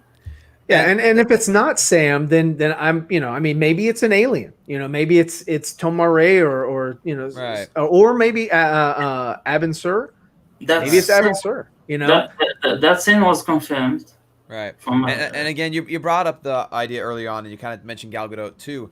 When Gal Gadot was cast, a lot of people were just like, they had seen her in background roles, like in the Fast and Furious. Like, she hadn't been in anything big. And so people were just like, really? It's going to be our Wonder Woman? And a lot of people said things, and just, it was being really bad. But basically, people didn't trust that she'd be able to do the role. And now look at her. She's in Wonder Woman 1984. She's going to be doing a Cleopatra, or it's Cleopatra, right? Or Cleopatra. Yeah, Cleopatra show or movie with, oh gosh, what's her face? The director. Oh, Patty Jenkins. Patty Jenkins, yes. And look at Ryan being good with the names today. That's a change. I know, but, I suck at names. but and then Sam Benjamin is in a similar situation, and you know, kind of theorizing and looking at how yes, Enosh, for a change. But looking at how this is going and the things I've heard about the possibility of Green Lantern in the movie, it sounds similar to what they did with Wonder Woman and BVS. Remember in BVS how they showed Gal Gadot early on, and everybody's just like, oh, is it Catwoman or whatever? It was like that kind of thing. But then later on, she was like revealed to be Wonder Woman. Like they teased her throughout the film very subtly, and then bam, she's Wonder Woman. I think if they do a Green Lantern, it'll be in the similar way, where he's teased, we just see him as a person, and later on, like when the fight happens, bam, it's Green Lantern. I don't think Sam Benjamin is playing Green Lantern. I think he is in the same capacity as Chris Meloni in Man of Steel, where he was a military officer, and he had that kind of arc with the Kryptonians. Sam Benjamin, for me, at the time online, he was liking tweets and stuff, and that's what got people in the theory mode that he was Green Lantern. And then there's a clip on YouTube where he says that he was in a 20 to a 25-minute arc with another cool character, another superhero. So that got people thinking that he was Green Lantern, and people would show him GIFs and images and stuff, and he would like them. But since the cut has been announced, he hasn't engaged in any of those stuff whatsoever. And then you look at Ray Porter, in the marketing for the 2017 version of Justice League, we didn't know Darkseid had as big as a role as we're about to see in 2021. Both films are very, very different than they would have been in 2017. So I think Green Lantern was going to be additional photography in 2017 from Zack Snyder. I think they had finished in October 26, 2016, the principal photography. They had shot everything they needed, except for the Martian Manhunter and stuff like that, and maybe little bits like that coming back into it. But Sam Benjamin, for me, is not Green Lantern. I don't think Green Lantern has that big of a role in episode 1, 2, 3, and maybe even 4. I think Hal Jordan could appear in a post-credit scene or a cliffhanger now because it's a series. But I think if we're going to see any Green Lanterns in this film in a big capacity towards the story, it's not going to be Hal Jordan, but that's going to be teased near the end of episode 4. That's my theory. My thing with that is that you bring up a good point about Sam Benjamin. He was liking a lot of things beforehand, and then once it was announced, he hasn't said anything. And whereas Ray Porter, he's talked about like, yeah, I'm going to be Darkseid, and he talked about some things on the set. But the thing is, though, is that every single NDA that's signed by an actor or a person in the cast and crew is different. Like, there's difference in NDAs. Like, for example, let's say Zack Snyder wanted to keep Green Lantern a secret, which, like Ryan alluded to earlier, it's the best kept secret about the movie, right? Let's say he wanted to keep that a secret, so it'd be involved in Sam Benjamin's NDA. Like, you can't say anything about this. Like, that would probably be involved in his version of an NDA agreement or non-disclosure agreement. Whereas with Ray Porter, he might be allowed to be a little bit more open. Like, you can say some things, but not anything about specifics of the story with the character, right? And so that's my main thing about that. And so, I mean, so again, who knows? At the end of the day, the same thing with Richard Citrone when we had him. Right. I tried to ask him questions about the Suicide Squad because he was Batman in Suicide. So I asked him. I said, "Hey, what did you do in the bat suit that we didn't get to see?" And he couldn't answer that. The reason why he can't answer that is because they're working on it, you know. So he's still under NDA for the Ayer cut that's going to be coming out. So you know because I mean that I asked him the question this year, and what's it? It came out in 2016, right? 16 or 17, and we're in 2020. I was like, dude, this film's 4 years old, and you can't talk about what action sequences that got cut from the film. So he was like, "Yeah, I can't answer that." So I'm like, okay, well, I guess So Brian, can't answer. I wanna join someone that is a really big Spider-Man fan, but he was late, so we didn't get join him while Sean was there. But anyways, you have Andrew Kasai. Andrew, Hey fellas. How's it going? Nothing. Sorry I came in so late. No, you're all good. You're all good. Good to have you, man. Yeah. So how y'all doing? Pretty good. Pretty good. I mean, having a good show. I mean, Joker's put on a great show once again, and Sean was here, and Sean's always fantastic. So I mean, it's always great to talk to that guy. Yeah, I mean, and to answer from afar, Of course, I want Spider-Man 4 to happen. I mean, Yeah. I made a little tweet right here. If you want to show you. Yeah, Joker, I'll have to share the screen. There you go. Yeah, I made this tweet right here.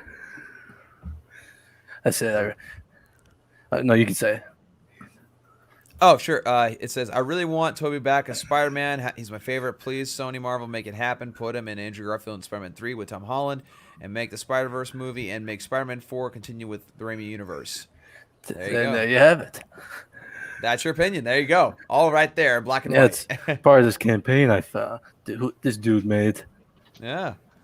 Yeah, that'd be cool. I mean, as a kid growing up with the Sam Raimi trilogy, I mean, that'd be kind of cool to see him back in the suit, and plus, also as a huge fan of Andrew Garfield's Spider-Man, I want to see him back too. So like, if they could continue all of those instead of like a Spider-Verse in live action, that'd be sick. Yeah, I mean, I do, but then I heard people say like having 3 Spider-Man franchises going on at the same time. Well, that's like 3 Spider-Man comic book storylines happening at the same time, which has happened. So, yeah, because I'm saying like the general audience could be confused. We're kind of getting tired of that. I mean, that's the same thing. It's like you can't have more than one Batman on the big screen or people are going to lose their minds. You can't have more than one version of anything on the big screen or people are just going to lose their minds. It's like, they got to give, the general audience a little bit more credit. Like they're just not going to be as slow to catch things and slow to pick things up. I mean, people are very, good about being able to assimilate, and they're just not, they just don't have a track record for that. That's why they kept Batman from being included in the small screen for the what is it, the Arrowverse or whatever, because they were like, you can't have a small screen Batman and because we're using Bale on the big screen and then same thing with with Ben Affleck. He's Batman's on the big screen. He can't be seen on the television show. Well, they're sort of getting out of that mentality because they put him in the Titans television show. So yeah, but I mean it was the same for Superman because he was Henry Cavill, but yet they get him on Supergirl for a few episodes. Mm-hmm. So they're easing out of that sort of box that they've put themselves into for so many years. Yeah, and but I mean, when it comes to the only thing we need is for Toby to give the okay, and right now it's kind of topsy-turvy right now. Yeah, I mean, just trying to get him back and all the contract things. It's all complicated. I hate to divert the discussion, but there was a question before for Sean, and I don't want to miss it. Sean, are you there? Sean, can you see the question? The question is, I have a question for Viking. BVS or Man of Steel? BVS, that's pretty tough.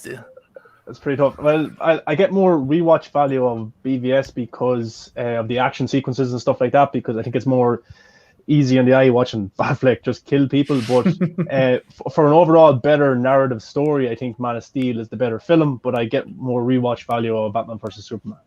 Okay, I understand that. Same. I pretty much have the exact same opinion of those movies. Like Man of Steel is like overall is a better film, but I can rewatch BVS any day of the week. Right. Which Batfleck suit do you like better, BVS or the Justice League suit? BVS, hands down. Me too. Well, I've yet to see the Justice League one. I guess it's fair. I mean, it is the one that he wore. It is the one that Snyder approved. I mean, Whedon didn't come in and change the suit, right? The face tells a lot. Oh yeah, okay, yeah. And the neck is like all like worn out because they had filmed an entire movie before they used it for Justice League. Sure. So like, okay. And there's pictures of it that I like, and then I watch it in Justice League, and I'm just like, it looks so different. So I mean. Yeah, but BVS, I just love how much it looks like Frank Miller's Batsuit. Yeah, so good. That's the BVS suit is considered on my top 3. My other 2 are the Tim Burton '89 suit and the Batman Begins one. Yeah, the BVS suit is actually Ben's favorite as well. But which BVS? He says it because it was more comfortable. Suit or the Nightmare suit? Oh, Nightmare suit's pretty dope. Oh, what was the other one you said? Oh, the trench coat one. Yeah, the trench coat. Or the tactical. The tactical.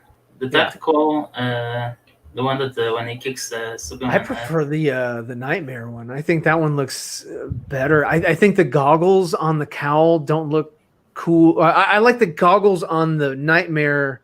Did it have goggles? Yeah. Yes, it did. It did. It had more like start. aviator type goggles or whatever. I like the Nightmare sequence one better than the tactical one. There's no cape either.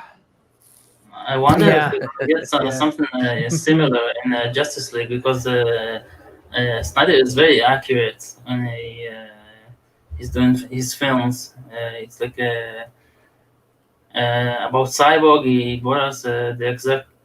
Yeah. I mean, tell me that doesn't scare the living hell out of you to look out and fight. That's gonna beat the living hell out of you. Pretty great. Yeah.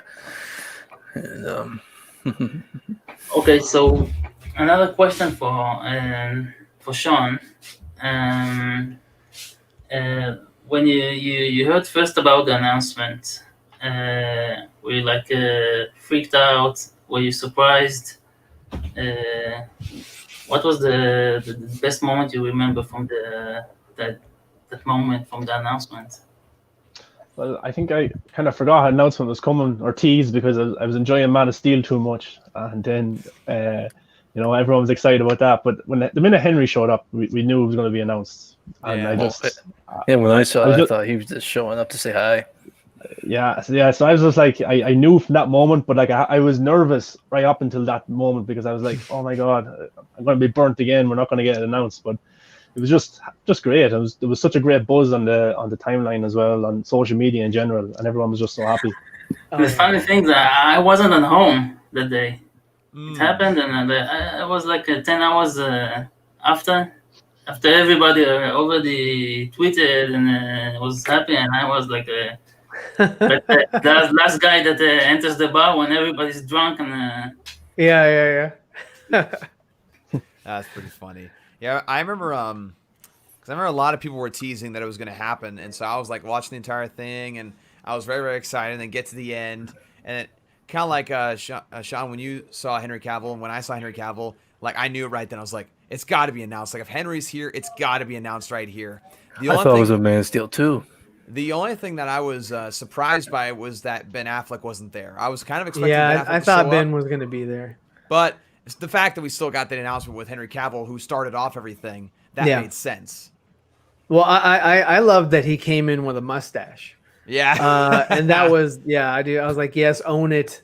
Just come in, all the naysayers and the haters and whatever, I was just like, yes, thank you for having a mustache. That's awesome.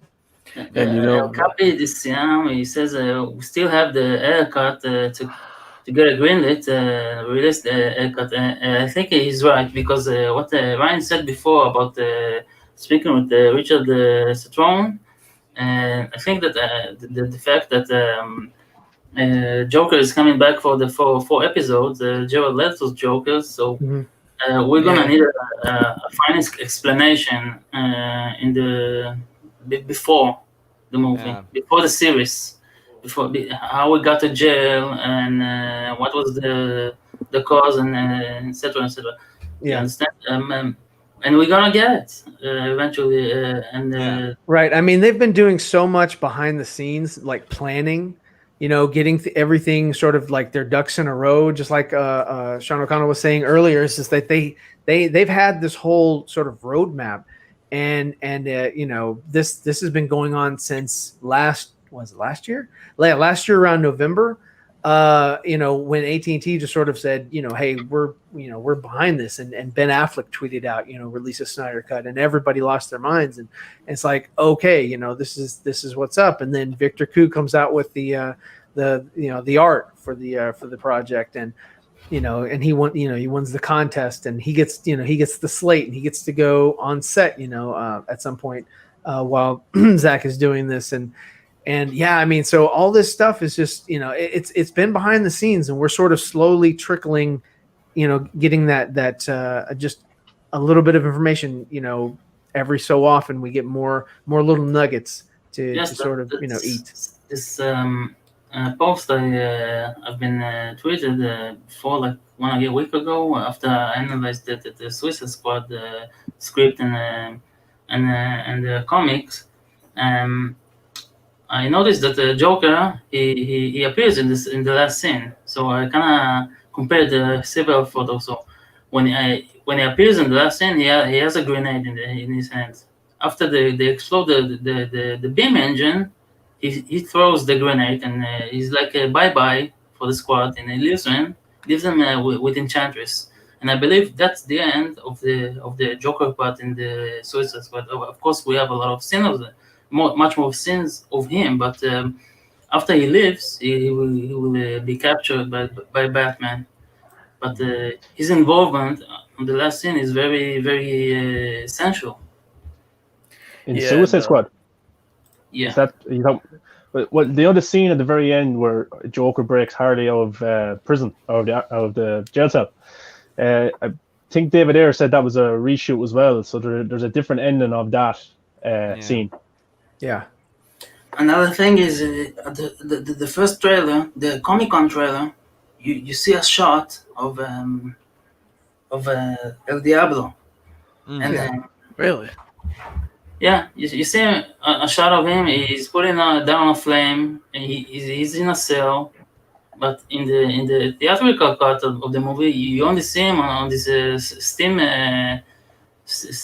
cell of something that they're supposed to keep him from flaming up all the prisoners. But that's the only two scenes you see. You can't see him in a cell. In the movie, you don't see Diablo in a cell, in a regular prison cell. But in the Comic-Con trailer, you do see him, which means that this shot was it was taken during the last act of the movie, when after he didn't die, he returns to Bellerive, and he's like he's peaceful with himself and everything's fine, and it's like it was a certain shot that was deleted. Yeah. Yeah, I was thinking, like, you know how we have the Flash movie soon?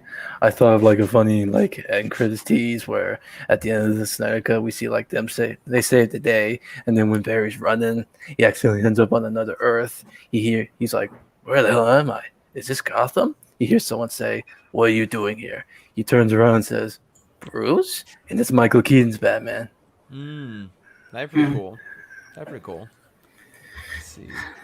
So, Dawson, do you think that I won't say the names, but obviously we all know it's like 80% of the people believe that at the end of the Suicide Squad we're gonna get a Steppenwolf or some apocalyptic entity. So right. I'm not a big supporter of that theory. Okay. But I wanted to hear your opinion. So when it comes to Steppenwolf, like, of course, Suicide Squad was supposed to introduce a lot of villains into Zack Snyder's universe at the time, because Zack Snyder was basically heading up everything and basically had like a little sandbox for directors. That was the kind of approach they were going with, and how things are going to be connected in that way. And I honestly buy a lot of that Steppenwolf theory, if I'm being completely honest, because it was supposed to lead into Justice League. And it makes, like, Enchantress being responsible for getting Steppenwolf to Earth would explain how he got here in the first place, because in Justice League, we just see him just drop in on Themyscira out of nowhere, and he's just kind of there. And I think that him, like, just being on Earth or beaming to Earth once to kind of see the place would make it to where it's more likely he would come, or, like, it would be a more reasonable explanation as to how he's able to come to this planet. And I think it'd be very interesting. I don't think he'll be like, a lot of people think he's going to take the place of, oh gosh, what's the name of that big character? The brother? Incubus? Yeah, Incubus, yeah, yes. Incubus. People think like, oh, he's going to just be the replacement for Incubus. No, that's not what it is. I think Incubus still has a small part. And I think Steppenwolf is like a tease. I don't think he's like a main bad guy at the end. I just think he's a tease. But I do think he's involved in there. Because, and again, like, they have been working on Steppenwolf's VFX for some time now to kind of get it back to that original design. And I do believe they're working on integrating that into David Ayer's Suicide Squad as well, just to have those connective pieces in there once the Ayer cut comes out. Ryan, any thoughts? Like Dawson was saying, I do believe that they want that connective tissue. So yeah, I think we'll get a glimpse of him. I don't think that he'll play a major role. I think that it's going to start off with, before Batman in the Justice League sees the parademon cocoons, you're going to sort of see how that starts, but you're not going to get, you're not going to get the full realization until Batfleck is in real quick. the nest. I understand it was a boom tube, but like, how is he here? Besides like the little weird integration with. Why would he come at that point in time? What's what's the reason for him just arbitrarily landing? Why are the mother boxes going off? What's the there was no explanation. Sense. It was just like, this is happening for some reason. These mother boxes are sort of making noise. And I think him being in it would explain that better in Suicide Squad, to explain his appearance in Justice League better. I think that people are expecting too much from this film to introduce some Justice League concepts, because when I was comparing the source material and the movie and some scenes, and I know a movie isn't comic accurate every time, but I know that that John Ostrander, he wrote the comic book, which is based on the film. So basically, when I heard his interviews, all of the things around the Enchantress and Incubus was all the movie. He was very, very dominant. He wasn't like in the movie. In the movie, he's like a little puppet or something. But generally, in the movie, I believe that it's more contained. The movie is more contained to reveal this, the Task Force X, the Suicide Squad before it became a Suicide Squad as we know it, and lay the ground for future Justice League characters as Joker and his story, because we know we're gonna see a flashback of him killing Dick Grayson. That would be see. Just a flashback. So we know that David Ayer wanted to put Steppenwolf at the end of Suicide Squad, but he never got the shot. So that was all kind of concept art and stuff. So when Zack Snyder was making Justice League back in 2017, he had already seen Suicide Squad. So the narrative in the theatrical version was Steppenwolf didn't appear at the end of Suicide Squad. So if he was to, so in Justice League, he is sent to Earth by Darkseid. So that would contradict Zack Snyder's storytelling if that scene was then put in there in the Ayer cut. That scene hasn't been shot, because like if David Ayer wanted to go back with the Ayer cut and said Steppenwolf came into Suicide Squad, that messes up Zack Snyder's narrative of Darkseid really, Steppenwolf. I don't think it does. I personally don't think that it does, because it hasn't been shot though, and it probably won't be shot either, because it was never. All you need is a couple of doubles and a VFX implant in there, like put the character model inside the scene. I mean, it's not as simple as that, but it's more simple than I think a lot of people are making out to be. But I don't think it messes up with Zack Snyder's storytelling at all. And again, it's the uncompromised. So remember, they had the script written in 2016. They had a script fully written for this that they didn't want to do because of the scary idea, right? And so obviously at the time, 2016 was when, of course, Suicide Squad was getting filmed and reshot and released. And so I think they were in much contact with that and kind of connecting these things. And I think Zack Snyder knew exactly what David Ayer wanted to do. And so he had that original script to do it. Again, once Suicide Squad was released, they were just like, okay, you got to rewrite some things and change things up. But again, he said no compromises. So that's where I kind of get there. And so that's why I kind of leaned more towards the fact that Steppenwolf will at least be a tease in Suicide Squad. Again, I don't think he'll be a big part. I just think he'll be teased. Yeah, because a lot of people were saying that he changed the complete third act of the film. I don't think he would have, because that's going to take a lot if they went back and reshot all that stuff to change the third act of the film. You'd need all the actors to come back in a way as well. It just depends on what footage they have, though, right? Of Steppenwolf. No footage. You don't need footage of Steppenwolf because he's a CG character, right? What I'm saying is like, okay, so when you go and you make a film, you shoot a lot of there's a lot of ancillary footage that doesn't make the cutting room floor. So what you can do is you can actually go back and go get the raw footage that wasn't used. The footage that wasn't keyed from the green screen or blue screen that they were using, and you can actually reuse, recut, reconfigure scenes. I don't know if you're familiar with George Lucas, but he used a lot of scenes from different takes to make sort of a super take. So you could crop out, you could cut out different people and have them act a certain way or a different way, and make a huge compilation of different takes to make one take that fits the course of the narrative that you want. Mm-hmm. So it's not that they shot everything on a set and they can't rotoscope or rotospline different elements into or out of the scenes. As long as it's still cohesive, as long as it still has a good final completion, like Dawson said, it could just be a kind of like the Lex Luthor seeing the Steppenwolf version in the Kryptonian ship. It could be something simple and small like that. That's just sort of giving you a connective tissue to the Justice League movie. Something small that Enchantress encountered, or maybe the Joker encounters. And he's doing additional photography now. And it's not that they, he's already in going to be in makeup. And he can easily do something simple for Ayer, because the Snyders did, or Deborah did say at JusticeCon, I think it was JusticeCon, that they were working closely with one of the directors. Right. And I believe that one of the directors. Oh, go ahead.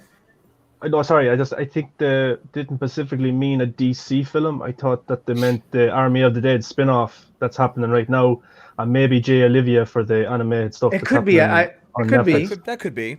I'd have to go back and listen to it or watch it. But yeah, I mean, you definitely could be right about that, because that is definitely two other projects that he's working on that are outside of the Justice League. I do want to touch on Jumble Beat's last two questions. Like the first one, he said, Steppenwolf is teased in BVS. Why tease him again makes no sense. I'll ask you this question in response. Why did the Marvel movies have to tease Thanos like 6 times?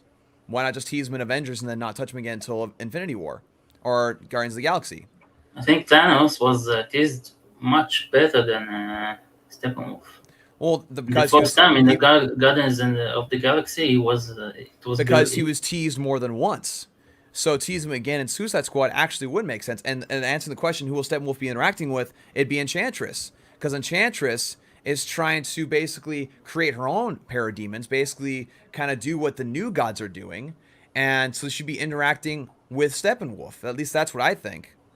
I kind of disagree with you, because the parademons, I believe it's a fan theory, because I heard David interviews on the matter, and he said that he called them Inky-demons, not parademons. Right, but they're her versions of those. She was trying to recreate her own parademons, which are called different things. Okay, he explored the idea of demons, let's say, and he designed them.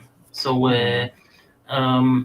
so whether it's parademons, and I believed it before, and or whether it's Inky-demons, I think that he's right. There is no sense in presenting Steppenwolf from the Suicide Squad.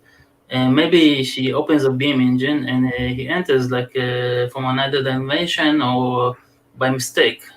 That's more sense of that makes more sense for me, because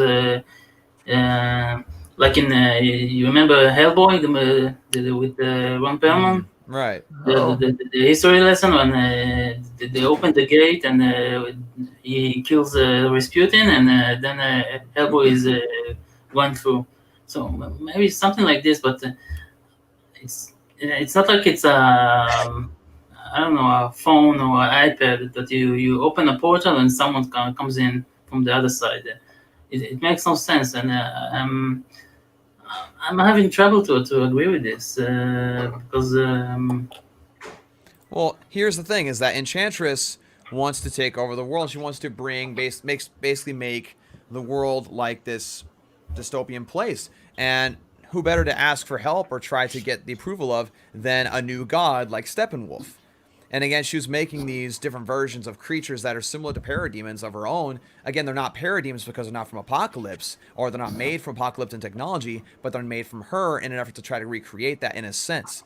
And so to me, it makes a lot of sense, and it aligns a lot with what I'm hearing from a lot of different people as far as like the interaction and how Joker would team up with her because she'd make him the king of Gotham. How would she do that unless she teamed up with somebody like, or tried to seek the help of someone like Steppenwolf? Yes, the part with Joker is that Deadshot, he sees them, and and most of the squad think Joker is the illusion that the Enchantress is making. She makes him believe that the Joker is there, but then Joker he grabs a gun and points it to Deadshot's head, and he said to him like, "I'm the realest. I'm the most real thing you're gonna see." Mm-hmm. So that part I kind of believe that Joker is playing along with Enchantress until some point. I don't know how and why, but I'm very curious to see Jared Leto in this more dark version of David Ayer, because I know David Ayer, he made a movie that is very grounded. He didn't make a movie like it's a fantasy movie or a superhero movie. He precisely said, "I'm not making a superhero movie." Right. That's it. So hey, I just wanted to bring up something different that I found about Marvel once, and in fact I got it right here. Where you know how usually when you look at a movie, Google usually shares like the cast list up on top. Yeah, well, one right here, I don't know if this is true or not, but look at what I found for Doctor Strange 2. See, Tobey Maguire, Andrew Garfield, Ryan Reynolds, and Tom Hiddleston. I love that Ryan Reynolds is in this movie. And what's the deal with all this? Shit will edgy for as who? Baron Mordo. Yeah, it's from the Doctor Strange. It was awful as Mordo. Yeah, I mean, it's strange. You got two Spider-Mans, Deadpool, and Loki.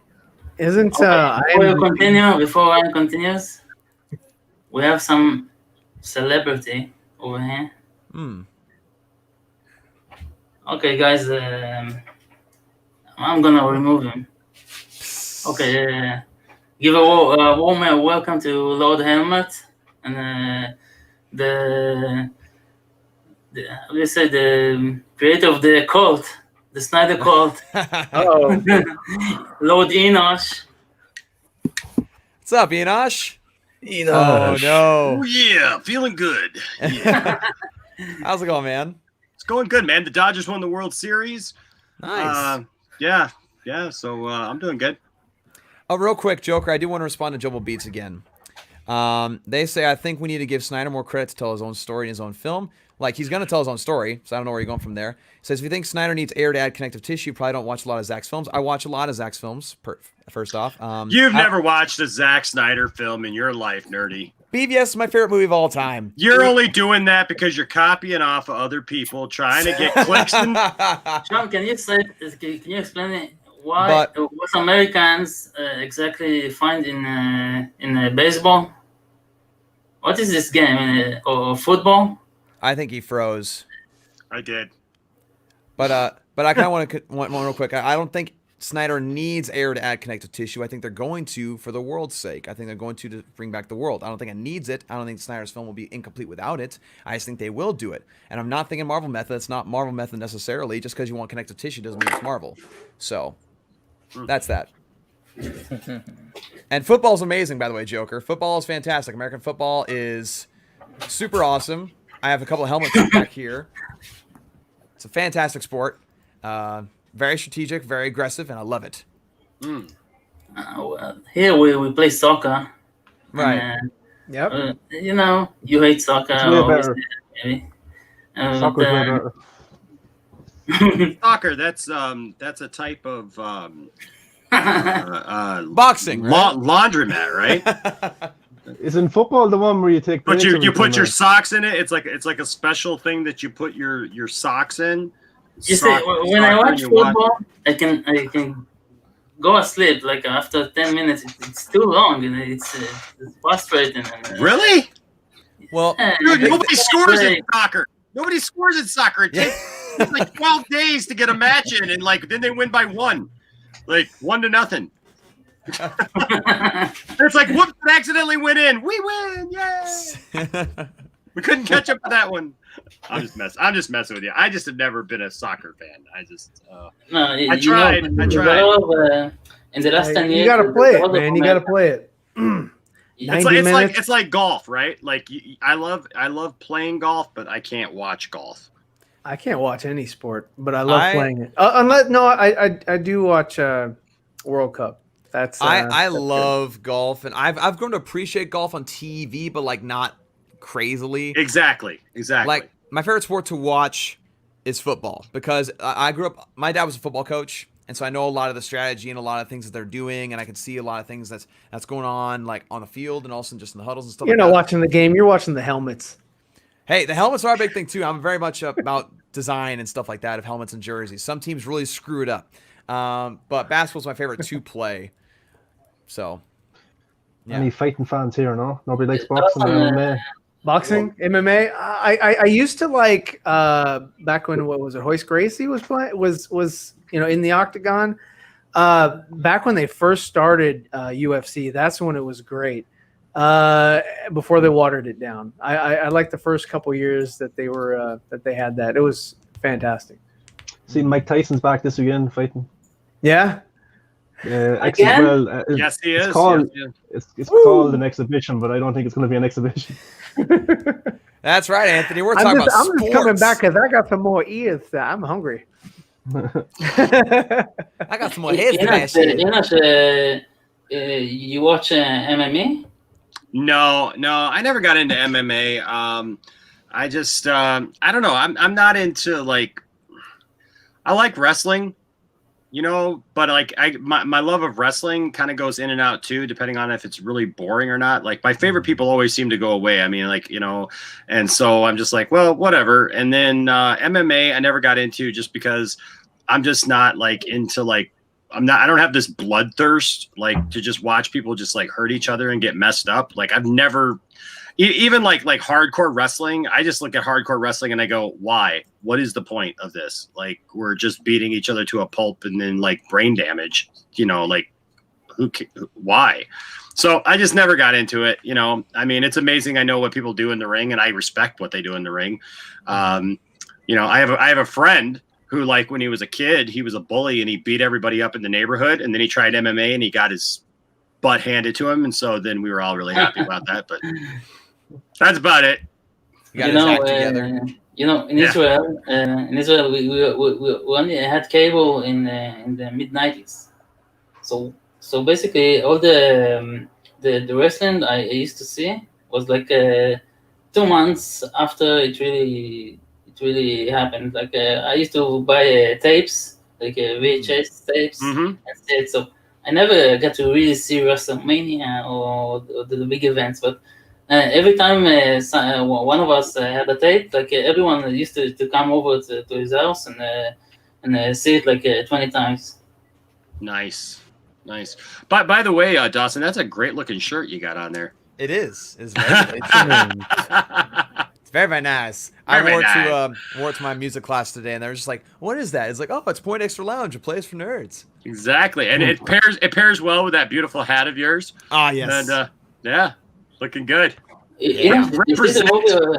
you see the movie of Dunkirk, praising the Mandalorian? He did a movie on the Mandalorian. I'm sorry, you broke up there for a second. He liked it? Yeah. Dunkirk did a movie on the Mandalorian series, and he said it's good, and Disney did the right decision, and maybe if they continue like this and kick Kennedy out, and maybe there's a hope. There's a hope of. well, of course, because you can't give her any credit for, I don't know, being president of the freaking company while something good happens, right? She, only the bad stuff is related to Kennedy. Only the bad stuff. She's not president of the company or anything. Everything. People think very everything successful, relates to her. isn't she? Though, like she's done a lot. Like she's not like she's just a bad person. I know, like it's so dumb. It's so dumb. It's like, well, if something good happens, it's not Kathleen Kennedy. If something bad happens, it was absolutely her decision, 100%. That she drove it into the ground. So, whatever. I didn't see any chapter of the series. I remember messaging Dawson asking if I asked him if the series is good because I usually I don't see series, but I love it. I love it. It's fun. It's very fun. I see most people pretty much enjoying this series, and maybe I'm gonna watch it. I'm on the 6th chapter of The Boys now. Oh Nice, yeah, the boys nice. are good. I like it. The Boys is the Boys is how I would imagine the Justice League. You remember the J. Oliver movie, the Infinite Crisis? No, Infinite Crisis. Crisis on Two Worlds. Oh yeah. The Justice Lords. That's exactly. Yeah, that would actually be a really cool movie if they were to make that. I would love to see the Justice Lords in the movie. Yeah. That would be so cool. That'd be dope. Who is the lead actor in that series? I think it's Carl Pedro. Urban and Homelander. Pedro Pascal. No. Oh no, he's talking about the boys now. I think. Oh, Boys. yeah, boy. okay. Homelander. Yeah. Yeah, Hawkman, Carl Urban. No, that's the showrunner. He's I talking know, about, I know. Yeah, I Carl know, I'm Urban is kidding. a fantastic actor. Anthony Starr. I saw this concept of someone that posted on Twitter that the Superman holding Homelander, like choking him. I saw that. Yeah, I did see that. And he's also holding the kid from Brightburn. Yes. Oh yeah. Yes. Oh yeah, I shared that on Twitter. Yeah. I've seen it somewhere. That was you. I think Facebook has loads of good pictures like that. I just shared them onto the timeline. But that's not a fair match because I think that Homelander he has the beams, the laser beam. It's like a pretty small and poor compared to Zack Snyder's Superman. That I remember the battle with Zod. It was insane. Yeah, that was a great fight. Loved it. So, Enosh, you want to tell us about your show before your next show before we kind Yeah, sure. So tomorrow night, we will be back with another 2 cents on nonsense. Should be. As long as everything works out for Johnny. Speaking of Doom, our good friend Doomcock. So we'll be back with another 2 cents on nonsense, having some fun with that. Also, this Friday night, we start back up with our Mandalorian watch party.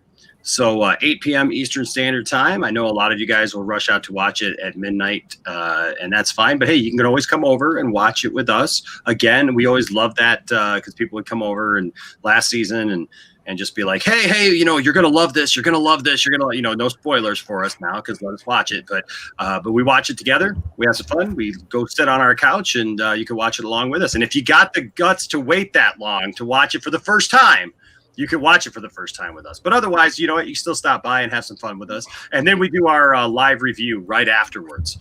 We do a little segment called Talk Nerdy to Me. And so we do our review right afterwards. And I'm just glad to be getting back to that kind of programming because honestly, we haven't done that kind of programming in so long because we do a lot of watch parties. At least we have traditionally at the PointDexterLounge. And we haven't gotten to do a lot of that this year. And so I'm thankful to be back to doing something like that again. So that's going to be Thursday and Friday. So Thursday night, I'm looking at I'm looking about 8 o'clock Eastern time, and then 8 o'clock Eastern time on Friday. We'll be back with the Mandalorian, and then also, if I could, I would like to promote this new thing that we just launched yesterday. I've been talking about it a while on my channel, but back in August, I got to go to the Superman Museum in Metropolis, Illinois. And just outside of the Superman Museum, they have a walkway that is filled with bricks.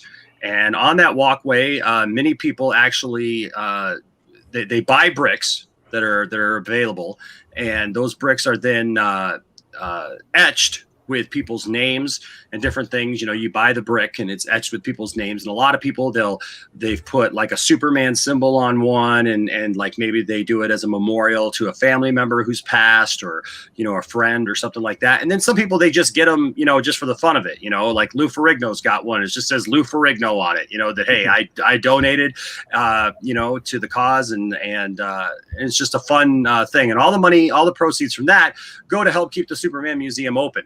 You know, because if you've ever been to Metropolis, it's a small little town, and basically they kind of rely on once a year they have a Superman festival, and like, you know, they have like 100,000 people that come through there, but you know, there's not a lot of people that come through there a lot, you know, and so it helps them to keep everything up and stuff, and so that's one cause for it. But why we're doing this, what we're doing is the Poindexter Lounge is helping to sponsor, and we're asking people to give because it costs $600 to get a 12 by 12 brick. We want to go big because we're going to get a big 12 by 12 brick. It's the biggest one they have with the symbol on it. We're going to get the Man of Steel symbol, Superman symbol, the crest that means hope for Zack Snyder. And we're going to dedicate that brick to Zack Snyder's family. Now, we're not going to get personal about, you know, various things, you know, that happened in his family. Obviously, those are tragic things. But we just want to dedicate it to his family as a means of saying thank you for his contribution, his wife's contribution as well, to the Superman mythos and what he means to us. And I think no better time than gearing up for the Snyder Cut coming up next year. So we're hoping to hit that. We need $600 total. Right now we're at $135. And so we got we're on our way. And so you can if you're wondering how to do that, we take PayPal, we take Cash App. We take Cash App. We take a bit, pretty much anything. Yeah. All the links. If you're interested in how to give, you can either find me on Twitter at PointDexterLounge without an E in the middle, and I have posted all those links. And also, you can just come to the Poindexter Lounge channel, and all those links are in the description of our latest videos. So come and help and be a part of what I think is going to be something cool to help send a message to Zack Snyder that we love him, and I think like. What better person is deserving to have his name outside there of the Superman Museum than Zack Snyder and his family? So there you go. There you go. Yes. Pretty cool. Ryan, do you want to say something for us for the end? We're gonna kind of wrap it up. So Plug thyself. my shirt hasn't arrived yet. You know, I'm gonna sue you. No, please don't. I don't have any money. It's all going to charity. Don't worry. Yeah. Well, thank everybody here on the panel. I mean, it was great to talk to you guys and to converse with different opinions and you know, angles at seeing the same, I guess, evidence, but you know, from a different perspective. So it's very very cool. I enjoyed it. Thank everybody in the chat for being here, supporting Joker. And this was just a fun time. And if you want to check out some of my stuff, just go to my YouTube channel, Zeeverfett, or follow me on Twitter, Zeeverfett, as well. And if you'd like to get yourself a shirt, Victor Stone jersey, all the proceeds are going to charity, afsp.org. I don't get any money for that, but it's a cool way that I am trying to show support for Ray Fisher. And I'm just going to take a collection of photos from everybody who has bought the shirt, and I'm going to send it in a collage to him. So, and he is aware of it. He's retweeted me, and he's retweeted a couple of my friends that have gotten the shirt as well. So it is definitely on his radar. So I just think psychologically it's really cool for him to see, you know, people wearing the shirt and supporting him. So hey man, again, thank you for the platform, and stay nerdy. Thank you, man. Thank you. And as well, Yeah. thanks for joining me on. It was fun talking to you guys. And as a joke, just like what we did with the Snyder Cut, spread the word with the hashtag. We won Spider-Man 4. Yeah. There you go. Sean, I want to say thank you for joining us. It's a real Yeah, pleasure yeah. having someone from the movement. a real fan of the Zack Snyder movies, and it's a real honor, man. I'd like to, if you'd like to join us, you can drop anytime. Any last words? I Before just we want to end say your life. thanks. I just want to say thanks, guys, for having me on, because I think it's good to engage with different people, and as you were saying, different Any opinions, last but words? we can say it in a respectful way, which is great.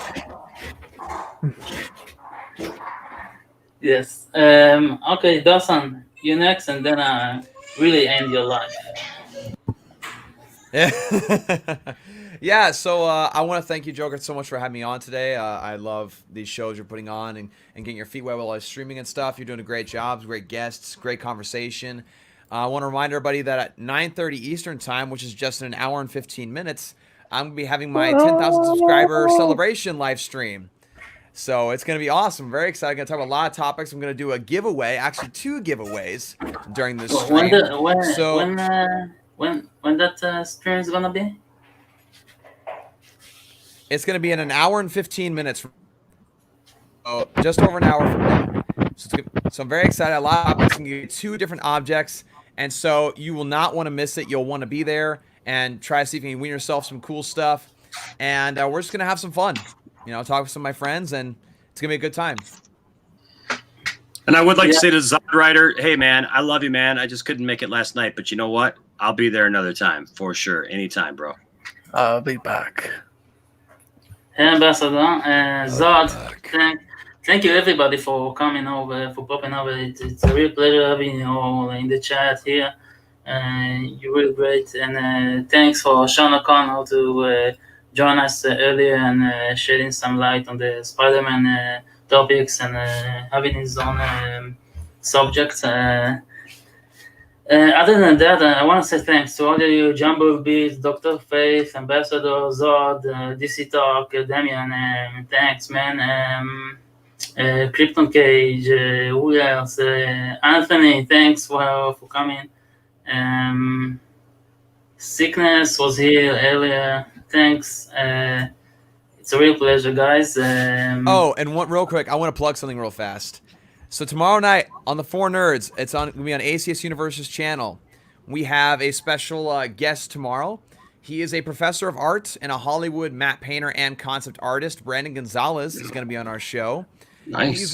He's worked on movies like Prometheus. He's worked on other things like NCIS Los Angeles. He's worked in so many things. You can check out his IMDb page. He just does a great job. Just a fantastic artist, and he's taught me personally so much. He actually has a creative credit on my comic book Vine Lord. So yeah, we're really, really excited. No, not Fabian Wagner, unfortunately. That'd be awesome. That'd be really, really cool. But Brandon Gonzalez, Hollywood matte and concept artist, and we're really excited to have him. Yeah, So. and congrats, Dawson, on the 10,000 subscribers. Heck yeah. Thank you, Heck man. yeah. Man. Thank you. I really appreciate that. Yeah, he's on his way. In a year from now, Dawson would ask, would charge money for participating in my stream by the minute. $20 a pop. So that's the thing. Yeah, thanks everyone. I'm gonna next week I have a very special guest and again, and a special panel again, and I hope you gonna join us soon, and then we're gonna have this great conversation. Thanks, and see you later. Sounds good. See you. Bye.